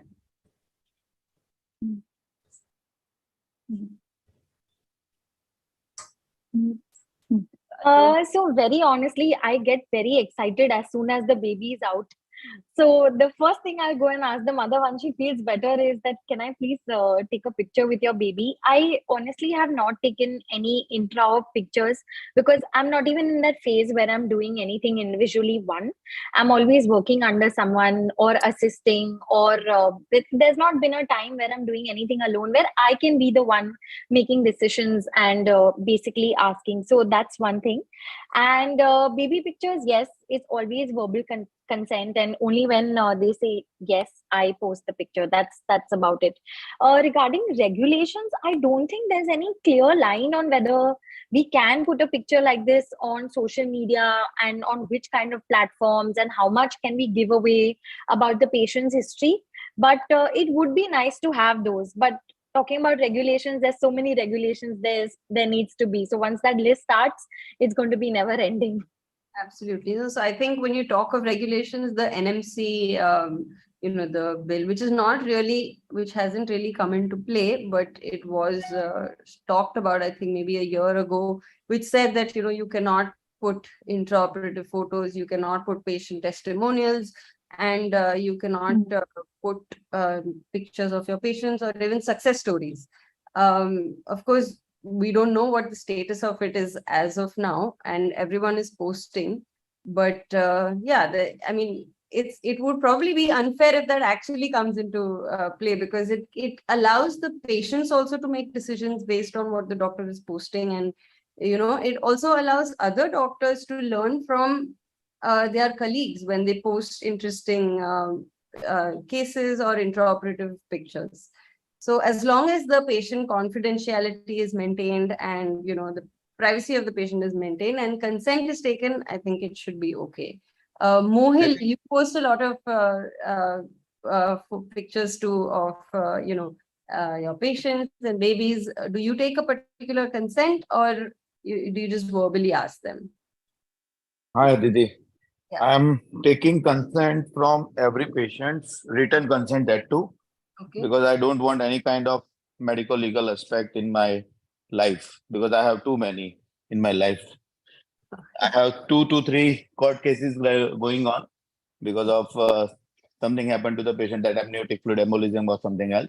So I personally don't want anything that comes to me like सुबह उठे और मिला आपको court से notice की sir आप आ जाओ हम मिलते हैं कोर्ट में फाइट करते हैं. So I'm taking written consent, or as Pooja ma'am has told us that patient सामने से झगड़ा करते हैं, सर हमारा रिल डाला नहीं आप लोगों ने, तो वो भी हमारे साथ होता है. तो I'm, to be on a safer side, I'm taking a consent on a written basis. I have a consent of it. If anyone wants to share, I will. That's a good point to note. Maybe we should all do that. It should be in writing, even if you verbally explain to them, which I'm sure all of us do, but just for our legal safety, to safeguard ourselves, it's good to have a. Rohan, just imagine, patient कल उठ के बोलेगा sir मैंने तो बोला ही नहीं था आपको verbally में. So what will we do? I absolutely agree with you, Mohil. It's similarly like when we do our laparoscopy workshops. Let's take it at a simpler level. We always take a consent from the patients that you're going to be part of a live surgical workshop, and the surgery will be shown for teaching purposes. If we're using it for social media, I think it's important that we do discuss it with the patients that, look, if you don't want your confidentiality, because we do put up pictures sometimes with stickers on the face to hide the confidentiality or the identity of the person. So in that terms, like I think what you're saying is right. That it's better to just take a written consent, especially if we're making a movie or we're taking any pictures or posting pictures. And if we have their consent, I think it just makes life easier for us more than anything else. Yeah, and some patients, as long as everything is okay, they'll be okay with it. The minute something goes wrong, maybe they might have a problem. Even I want to tell you one thing. Yeah. Some of the patients has not want to reveal their baby's face on the social media, like Anushka Sharma and Virat Kohli did, right? Yes. So they are telling us no. So we are not putting anything about that. So it is very necessity. If they give verbal consent no, and someone has make the video or patient that video got viral, and then patient can sue us anytime. Absolutely, Yeah. Mohil. I think that's also because sometimes it just allays their anxiety and it just makes them feel happy that okay, you're dancing and you're posting a video with them. And in fact, one of my patients, I had posted a video of hers on my profile. And she invited me for her for her child's first birthday, and she actually displayed the reel on a video. And she called me on stage. She's like, "Okay, that was my." She made the reel, so they were so happy about it. So I mean, there are all kinds of people, but we need to basically safeguard ourselves. I think Varun wanted to add something as well. Yeah, I just want to add one very important point. Just like ART Act, golden days are going to go away, so be ready for that. So these things, whatever we are doing, what Mohil rightly said is, please put on paper, please take a written consent. Otherwise, you do not know when it is going to come back to you and bite you. And definitely regulation is going to come where so many things you will not be able to do, which you are doing right now. So eventually, try to move to a place where you do not need to show patients things, or certain aspect of that which everybody is showing. So this is how transition should also take place once you are progressing in your career. Yeah, for newcomer, fine, let it keep for them. But as and when you're progressing in your career, try to show certain things which will safeguard you from each and everything. Absolutely. Yeah, Mohil. Can I ask you everybody one question? You are putting your videos by your own, or you are having a handler to put? Wait, Mohil. That's coming up later in the panel. Just wait. Okay. No issue. Sorry. Don't steal our questions right now. Sorry, buddy. Sorry. Yeah. So yeah, we've been talking about the boundaries of consent. Let's get to the boundaries on patient-doctor relationship on Insta. Into this right now. So how do you maintain a personal and professional boundary on social media, and how do you deal with these incessant questions of patient on Instagram or even on WhatsApp? Wow. Somebody is going up. Rohan, okay. Rohan, yeah, Rohan, do you want me to take that? Yeah, please. So I mean, I think I'm using essentially Instagram more for a professional aspect itself. There is very limited, maybe about only 20% of my personal things go on Instagram, and that too, which is very filtered, and things that I want to kind of put across is the only thing that goes. And again, as I said, it's my personal choice that I want to keep it that way. Questions, I think on Instagram, honestly, I have, again, as I said, so this is something that I kind of do. None of my patients have my personal number. None of them have it. I think this is something that for almost 7 years, we've been doing it. No matter how high profile the patient is, no one has my number. They only have the team's number, and they can connect via an online consult using the team at any given point in the day. And obviously for emergencies, they can always reach out to the clinic. And the most important question people kind of keep asking is, what will happen if there is an emergency in the night? So I keep telling people that there is no emergency which can be handled on a phone. It's as simple as that. You tell me that there is a stomach pain or bleeding or any of the conditions. I can't, handle over the phone. And if you feel that it is an emergency, then you have to come to the emergency room, and it's only there that we are going to, see the patient or give the opinion. But yeah, I'm actually wanting to hear how, and of course, obviously, because of that about 10% of the patients are always cribbing about it, and they kind of get very upset that we don't give number, or someone didn't pick up the call at 2 o'clock in the night, so on and so forth. But I have learned to let go of that 10-20% of the clientele to kind of make sure I have or maintain my peace of mind. Yuvraj, in fact, this was a discussion Yuvraj and I were having about a couple of weeks back about how he gets bombarded with so many questions, not necessarily professional only, but a lot of personal questions from all his followers. So, Yuvraj, how are you able to maintain that balance as well? See, at this point, you can't do anything. You have to just ignore, But I'll be very honest, when I started off, you're a little hungry also to do well. So then you want to please everyone. So when I started off, I'll be very honest, I was trying to reply to a lot of people. And as much as possible, I used to reply. But like once you start crossing certain number of followers, it's almost impossible to reply. So as of now, yes, but sometimes it's a good thing also, if a person wants to know whether you're married or not, if a person wants to know what you eat, and if a person wants to know about your sex life and your sexuality, there's just no boundary. They want to know everything. But that also means that they're interested in you. It doesn't mean you need to engage, of course. So you don't need to engage. And I think now most of them understand that, you're not going to get a reply, but फिर भी वो लोग message करते हैं. As far as putting about personal stuff on Instagram is concerned, again, that is also, for me, it's still very balanced. I'm not one of those person. I'm really not comfortable putting everything out on Instagram about my personal life. So that is also, as Apoorva said, even if it's personal, it's very filtered. I know कि यही रखना है, but I do try to, because I think initially also Pooja said that, a lot of them want to know. They want to know that personal human side of you, what you're doing outside the hospital after a point.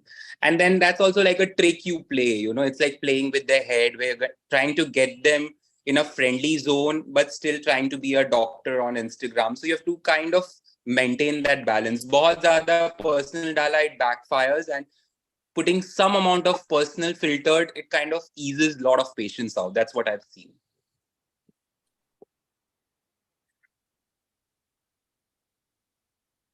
Rohan, mute. Yeah, it's a double-edged sword. I think it's a little bit difficult, and it's a fine balancing line. I think to each person, it matters their own way of going about it. Like for me personally, I have a professional account and I have a personal account. As pretty much all of you know, I would prefer to stay off social media as far as possible, my personal life. But professionally, yes, I do end up answering a lot of questions. But for consults, as Apoorva said, I generally keep a template ready that if there are questions, that please figure out for an online consult. Aditi, let's move to the next question. Yeah, so I think we've this is pretty much an overlap. If you post your private life on your professional account, is there any fear of being judged? Maybe if you share a photo of you with a drink, or say you are having something unhealthy, is there a pressure of practicing what you preach and setting the perfect example? Varun, maybe you can take that. Yes, I am very conscious on those things. So yes, there is always in my back of the mind a constant thing that what I'm going to post is going to reach to so many people. Not only that, it is going to be there for eternity. So be very conscious about what I'm very conscious about what I'm posting. So yeah, I have that thing. Okay. Pooja, you post a lot about your personal life as well. What do you think about this? Yeah, for me, I don't mind posting an unhealthy burger because I don't tell people not to eat. I tell people to eat. So I don't, and if the days I don't work out, I know I don't work out. Still people think I work out every day. So that's their image. Only thing I don't post about is alcohol, because alcohol is something which is, I think still doctors can't post about, because anyway, Gujarat is a dry state. Plus, if I'm drinking here, if somebody goes in labor, then they get hyper panic. So I only tell everybody I drink when I'm not in Surat. That's my standard answer. Because if I'm in Bombay partying with all of you, I can't anyway come and do the delivery. So Pooja, all of us are teetotalers. All of us are teetotalers. Yeah. You know, Theertha, also what's- when as far as being judged is concerned, I think it's very important. I think we have all reached a point where we don't care being judged in our personal life, but I'm very scared being judged for my professional work. So that's where you want to.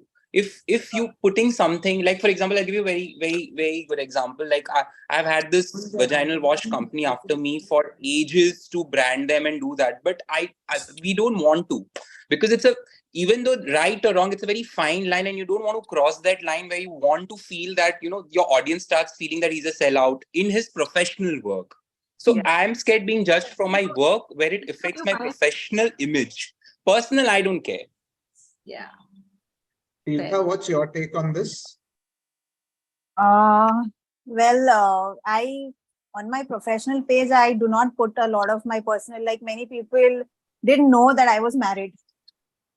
That is how much I put out content. One is because even my family is not comfortable, and my husband is a very private person, but he consumes all my content. I think that is the case with all our partners. And professionally, being judged, I mean, we are going to be judged whether we are a doctor or anybody. Even if I put out it's very easy to get misinterpreted on social media. So I think, like Dr. Yuvraj said, we are beyond a point where we care. I mean, what are the comments? I don't think we go down and see the comments also. So yeah, it's a fine balance which you need to maintain, and it's very personal. Like it depends on what you want to put out there into the social media and how comfortable are you sharing. And like Pooja ma'am said, like her patients ask.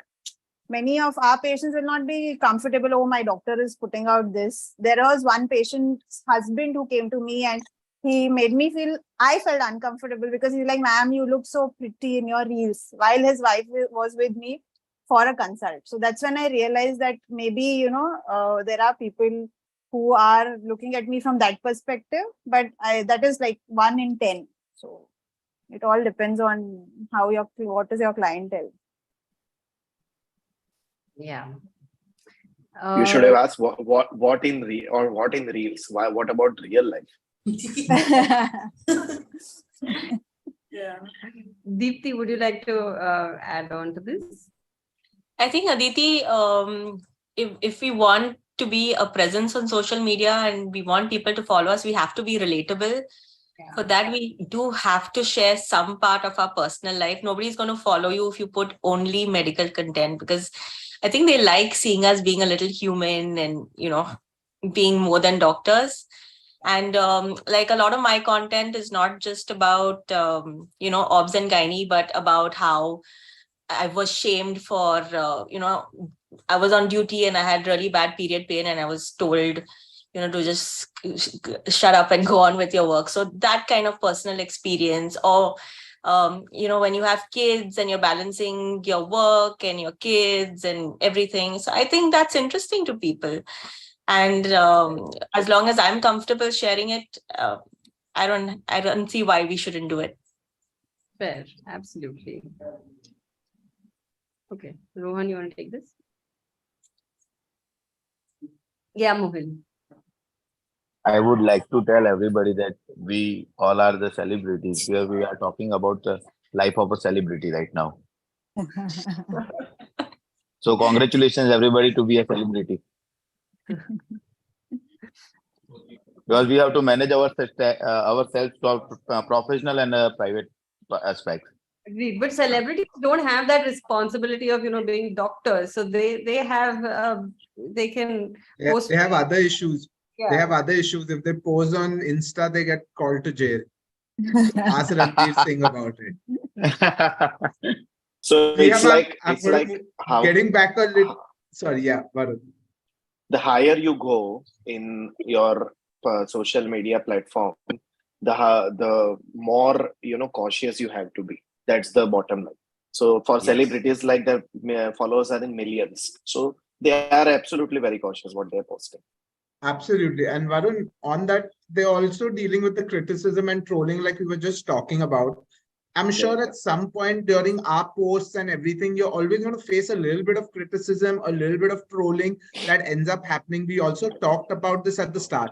Priya ma'am, how do you deal with it on social media? If there's any negative comment, or if someone is just counteracting with some random statement or things like that, how do you deal with such things? Do you respond? Do you just ignore? How do you go about it? So on YouTube, it's very easy because there's no direct connect. And my team anyways looks after the YouTube responses. I don't go through the YouTube comments myself. On Facebook, it is different. I have been active lately on Facebook as a professional page. And yes, you do go through, and I wouldn't say that, what happens is if there are 1,000 people praising you and there's one comment that is very nasty, you will forget those 1,000, but that nasty comment will stay with you. So it's definitely not easy, but as doctors, we have it easier because unlike celebrities who get a lot of trolling, I think we hardly have any people who are after us or trying to trouble us. But yes, as you go along, I think you develop a thick skin and you deal with it.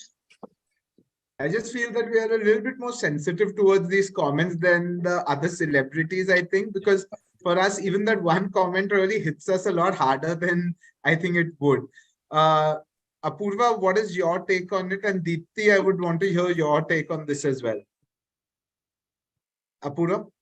Yeah, I think as I said, that sometimes whenever I feel that it's I think as Priya ma'am has rightly said, that it's very unlikely. I wouldn't say with respect to Instagram or this thing. I think I have experienced it on a Google review, wherein, someone kind of gives you a very, nasty review. I think it used to kind of just crush my heart. And so after that is when I decided that I will not read reviews, so that's why I don't read neither a positive review nor a negative review. I have stopped doing that. And we just have our team or our staff who kind of make sure they connect with patients, and they just make sure at least there are enough number of positive reviews to kind of overcome or outshadow the negative reviews that are there. But yeah, see, I think we have about 2,000 odd reviews that are there on Google, but I still remember only those 10 reviews, which are crushing. And and the only way I have dealt with it is not reading it. So, yeah. Yeah, absolutely. What is it? So, Deepti? So I think in the beginning when I started, I used to obsess over comments and who said what and kind of argue with people. But then Tanaya, so at Dr. Cutress, she gave me like this brilliant piece of advice. So if you get a nasty troll or a nasty comment on Instagram, what you do is you just pin that comment and then let the people who like you and people who respect you defend you for you, and they just sit back and enjoy the madness. So that has really helped. I only call out people who I feel have a substantial standing on social media and have some sort of responsibility. So if they're trolling me and they are people who other people would look up to or respect, then I feel the need to call them out. Otherwise, I try to just not respond because you don't feed the trolls. Absolutely. I think I actually saw a reel today saying that it was in fact one of Anushka Sharma and Virat Kohli's, where Anushka Sharma was saying that earlier in my career, I used to react. Now I've learned to respond. It's been better for my life as well as for yours, Virat. And it was something that was quite comical. And at the same time, it made a lot of sense to it that at the start of your career, we end up reacting to each and every small thing. It's eventually as we get seasoned, we realize that it's important to assess and respond rather than just react to something. Yeah. Pooja, you wanted to say something. I saw you. No, I have decided to ignore. I don't react. I think that's also a good approach. Yeah, because we had last year we had organized a kids run with a friend of mine. Yeah. Another friend of mine, we just wanted to do a kids run. And some 4-5 females, good, not doctors, they started trolling us on social media that they've copied our idea, saying that a kids run is nothing to copy about. It's just something which we wanted to do. So we ignored. My partner was very scared. She said, let's post it, let's take the picture and put that we've not done this, we've not. I said, completely ignore and carry on with our own thing. And it worked. So, I think it also depends on the day we are having in the hospital, you know. Most of the times we will ignore. Varna jis din hamara din kharab gaya, us din the troll also has had it. Yeah. Yeah, that's true. That's true. Rohan. Yeah, Mohil. I would like to tell you one thing, everybody, that negative publicity is one kind of publicity. Yeah. So go ahead with it. Take a chill pill. Just deal with it as it comes. Yeah. It doesn't make any difference to us. Any way of preventing this from happening? I think I'm going to just see everyone smiles and say that no, I don't think there's any way of preventing this from happening. All right, you can't do that. Let's go to the next question, because we're pretty much running a little bit short on time. All right, so we're gynecologists, and we do have to deal with issues around sex toys, orgasm, lubrication, vaginas, penises, etc. How comfortable are you talking about all of these things on social media? Divya, are you here? Yes.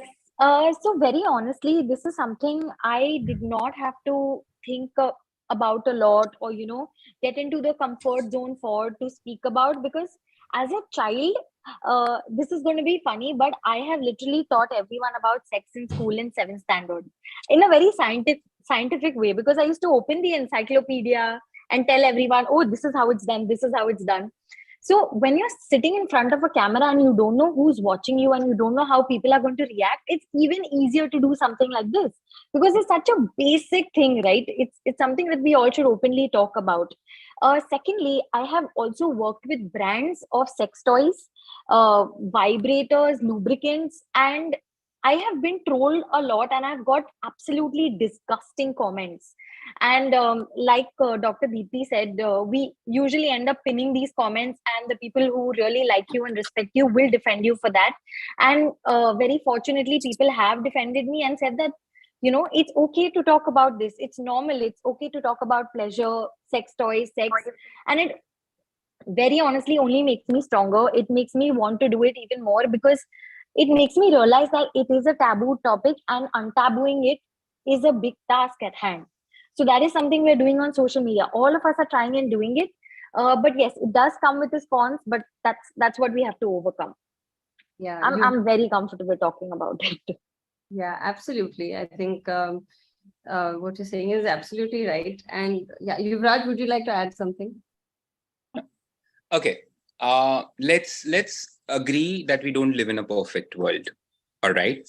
So there is one point which we all know what is right. There are so many things that are right, moral, and ideal, but we all are not able to follow that. I have learned it in my experience.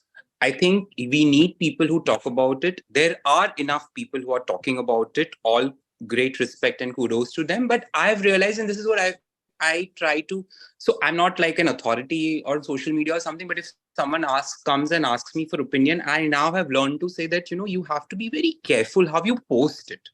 It's about how you're presenting it. Because believe it or not, you cannot run away from that tag and your reputation of being a doctor. I'm not saying we are great, but because of your practice, and I learned it from a very, very professional experience a year back when I started seeing patients in Mumbai. And I used to work with a very close friend, Dr. Jaishi Sharad, who's like very famous in Bollywood. And she referred me a very famous actress from Bollywood. And she went through my Instagram account. And probably that was the time when I was posting a lot of things about sexual health. She immediately went back and told, why are you referring me to him? He's not an infertility specialist. He's a sex doctor. She's wrong. I agree she's wrong. But are you going to go and fight with her?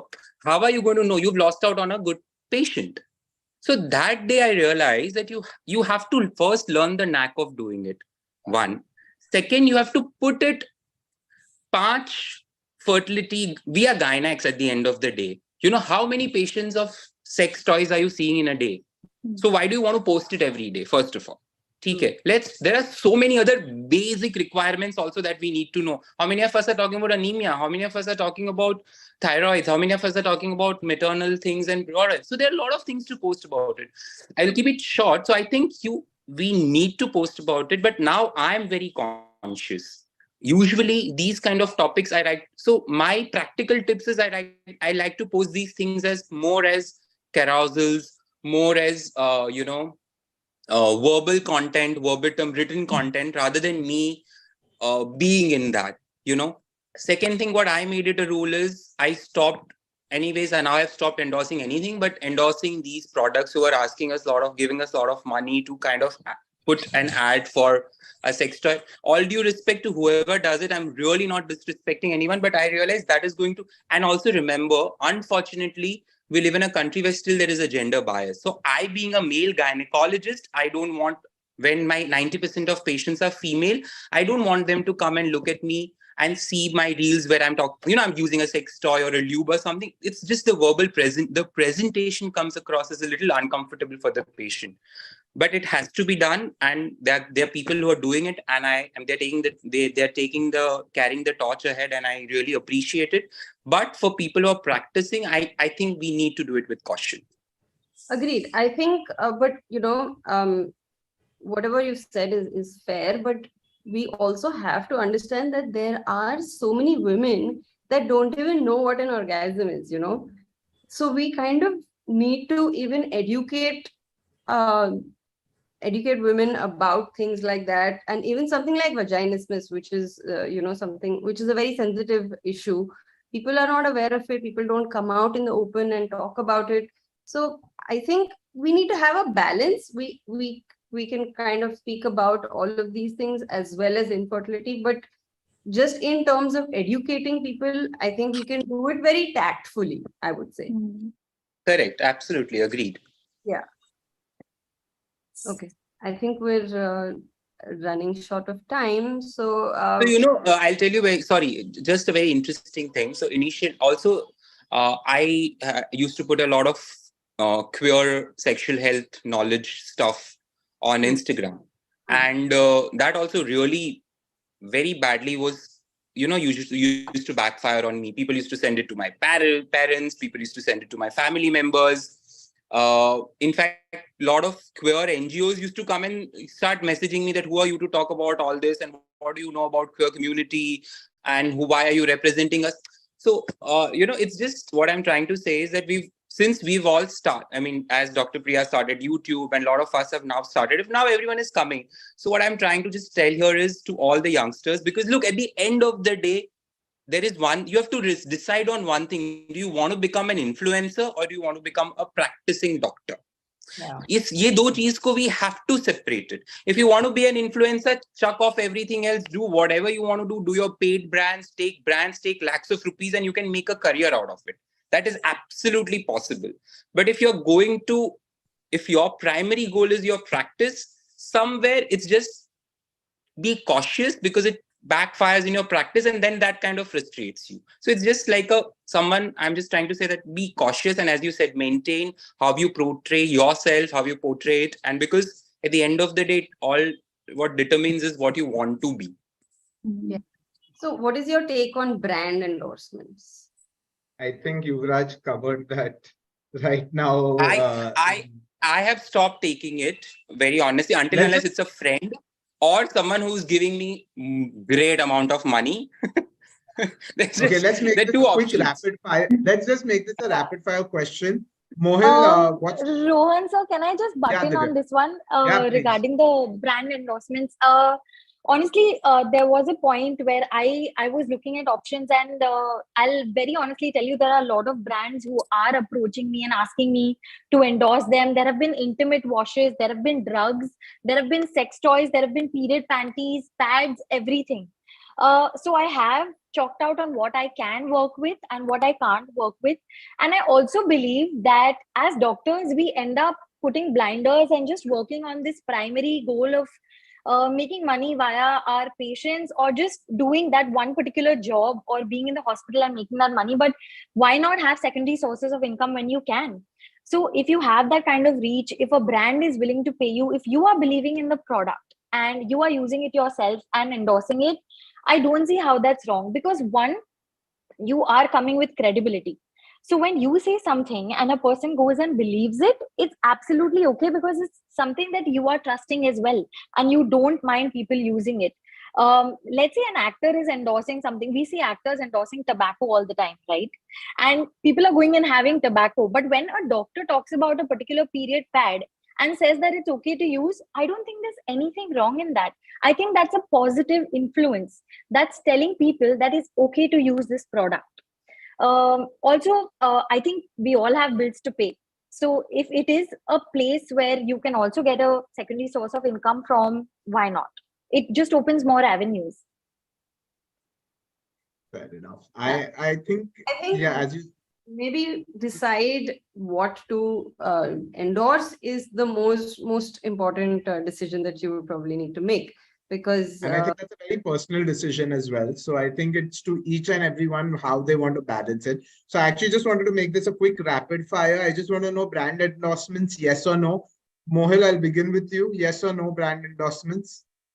I think Mohil's saying no. He's muted though. Theertha? No. I would agree with Dr. Yuvraj. One is money, and the other very important thing is if I believe in the product. Like if you come to me with the lubricant and I don't know the ingredients in it, I'm sorry, I will not endorse it, because like the Dr. Divya said that, we come with a lot of credibility, and with great power comes great responsibility. So what I'm putting out there, it's going to be consumed by a lot of people, and many of them are impressionable. There are a lot of teenagers who are going to consume the content. So whatever I say, it has to be black or white as a doctor. That's what I believe in. So brand endorsements only if I know what is in the product. If I believe in it, then I'll do the product. Priya ma'am? No, I wouldn't ever endorse a product. And the reason is very simple. As doctors, we have to live by the MCI and now the NMC code of conduct, and no doctor can be ever seen advertising anything. We think that we can't advertise drugs, but practically as a doctor, you can't take money and endorse anything. That's the code that you have to live by. And if somebody complains in MCI, then your name is definitely going to be struck off the register. Second thing is that I myself endorse a particular brand of period panties, some other menstrual products, but I never take any money for it. Because I understand that, whatever money I have to make through my patients, not through the drug companies, not through endorsements. So that is my take. But of course, I'm a very different generation from all of you. So allow me to be a little old-fashioned. No, but that's actually, that's what we want to hear, everyone's viewpoint. And that's why we've gone through our seniors, colleagues, and juniors as well. Varun? Yeah. Only very specific, and what Priya ma'am said is correct, that if you don't involve money in that, then it is okay. But because money comes with conflict of interest that everyone has to understand, even though it's a noble cause. So if you want to safeguard yourself, do that, plus do a contracting in a very good way. So whatever you are doing, please put it on paper. So that is also one aspect of it. So very specific, if useful, with what I feel is right, I would do it. Otherwise, no. Pooja? No, I don't do brand endorsements, but I can give a shout out to a friend who's starting something new. I mean, a new restaurant or a new designing studio, but medical endorsement, I've not done. I don't want to do. Because there's no time basically to get ready, shoot, and I get hassled. Fair enough. That's also something that we have to take into consideration. Deepti? So I don't do brand endorsements that are paid. I haven't been able to somehow. And I also feel that when there is money, there is a bit of, you can't advertise a brand and put it as paid, and people will assume there is a conflict of interest. They will assume that you're doing it because you're getting paid, even if you do fully believe in the brand. And also I think it's a matter of personal choice, because you're also having your own personal brand that you're putting across. That's why we're all on Instagram. So like Dr. Yuvraj also said, it's about, your personal practice and how you want patients to perceive you, and that kind of trust and image you want to build with your patients. And for me, that doesn't include doing paid brand. Apoorva? Rohan, sorry. Can I just get a quick answer from Yeah. Apoorva and then Please, sorry. I'm sorry. Okay. So no for brand endorsements specifically. I think the only thing that I have actually done as a paid partnership was with Dyson for their air purifiers.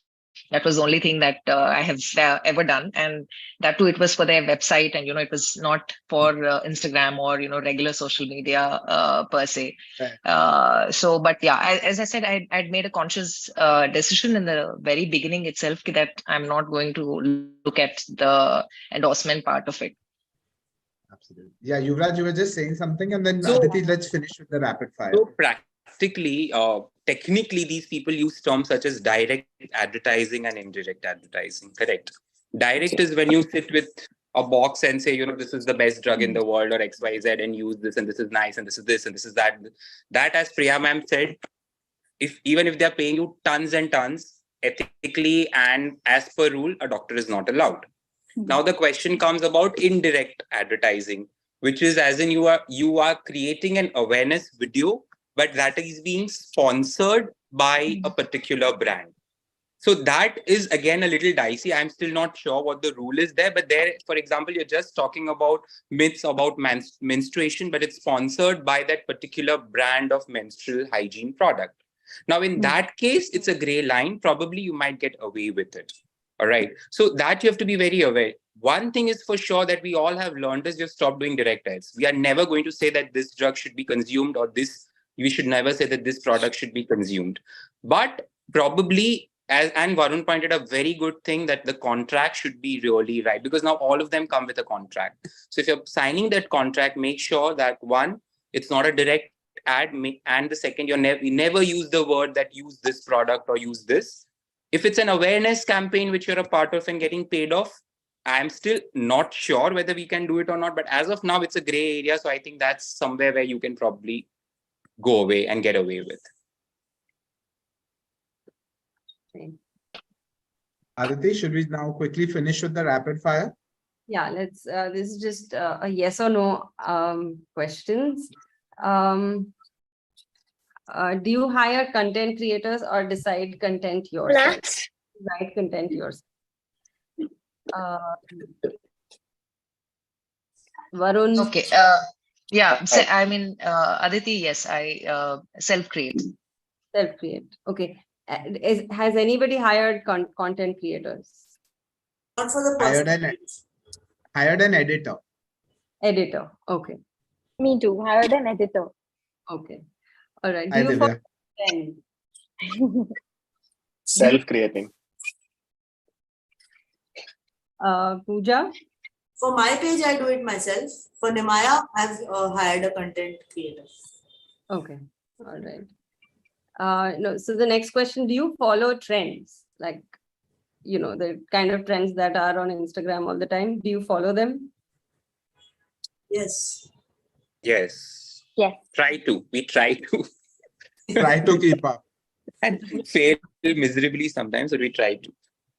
Right. Okay. This one is interesting. Would you dance for views? Theertha. Sorry.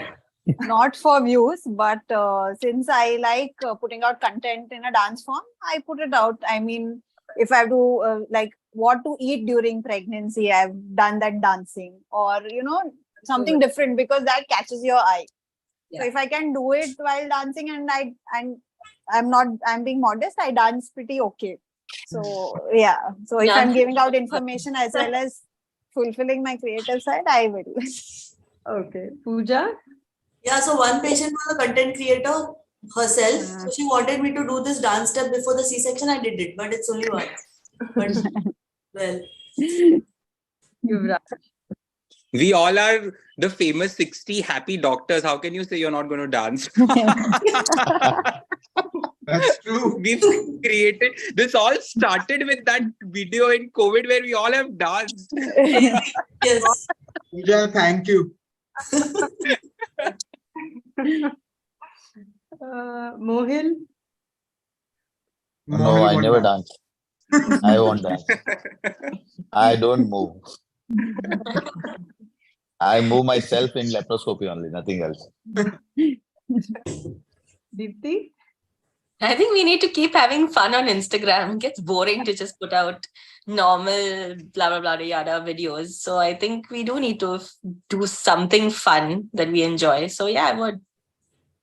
Great, awesome. Dr. I Priya? can't. I mean, I can't imagine myself doing that. I think I don't belong to this generation. So I have a very serious persona on YouTube. You know, patients tell me that you don't even smile in your videos. So I can't ever see myself doing the usual Instagram stuff. But Yeah, ma'am, I can't imagine you not smiling even in your videos. I don't smile in my YouTube videos. No. Yeah. I think sharing. Yeah, I don't know. I don't think I'm comfortable with the dancing reel per se. Yeah, I guess it's an individual choice, but that's a definite no for me. Okay, Varun? No for dancing reels, but yeah, if I have a good partner, then I would think about it. Fair. Okay.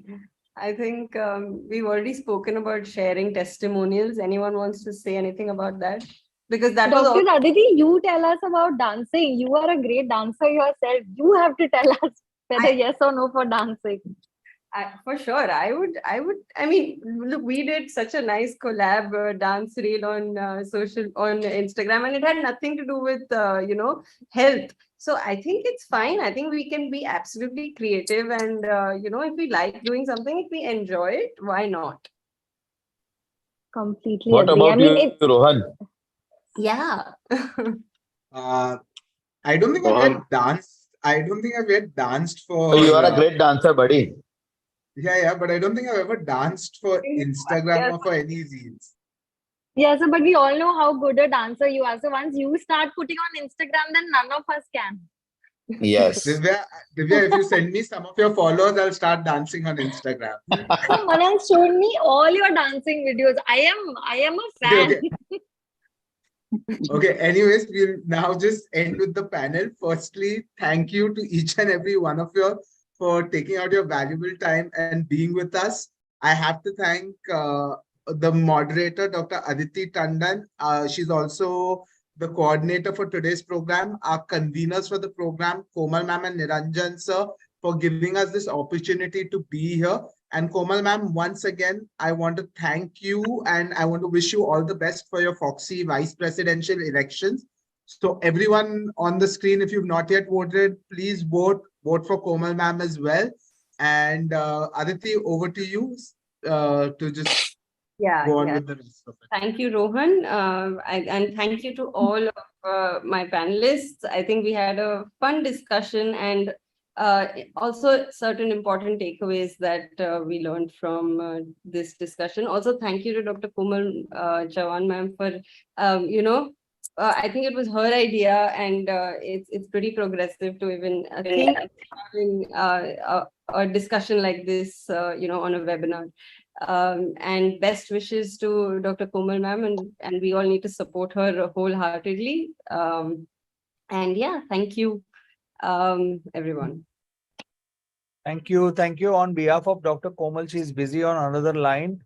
I thank each one of you, and really I have been glued for last 1 hour and listening to all the things which are really, as Hrishikesh said, we are, now gone beyond understanding, but really a lot of things have changed in the last 3 generations, and especially of your generation has made a impact on the patients, and also ethical standards have to be maintained and decorum has to be maintained, and that's what you all are doing. And I'm really happy. Nice to hear from Narendra Malhotra sir and Aditi. You've done a wonderful job for the grand finale. Komal had this idea 3 or 4 weeks ago to have all of you on who are on the social media there together. So thank you on behalf of Komal and Thanks, Shield Connect, and thank each one of you who have spent your valuable time today and giving so much important, valuable inputs. Thank you, sir. Thank you. Thank you so much. Thank you. Bye-bye.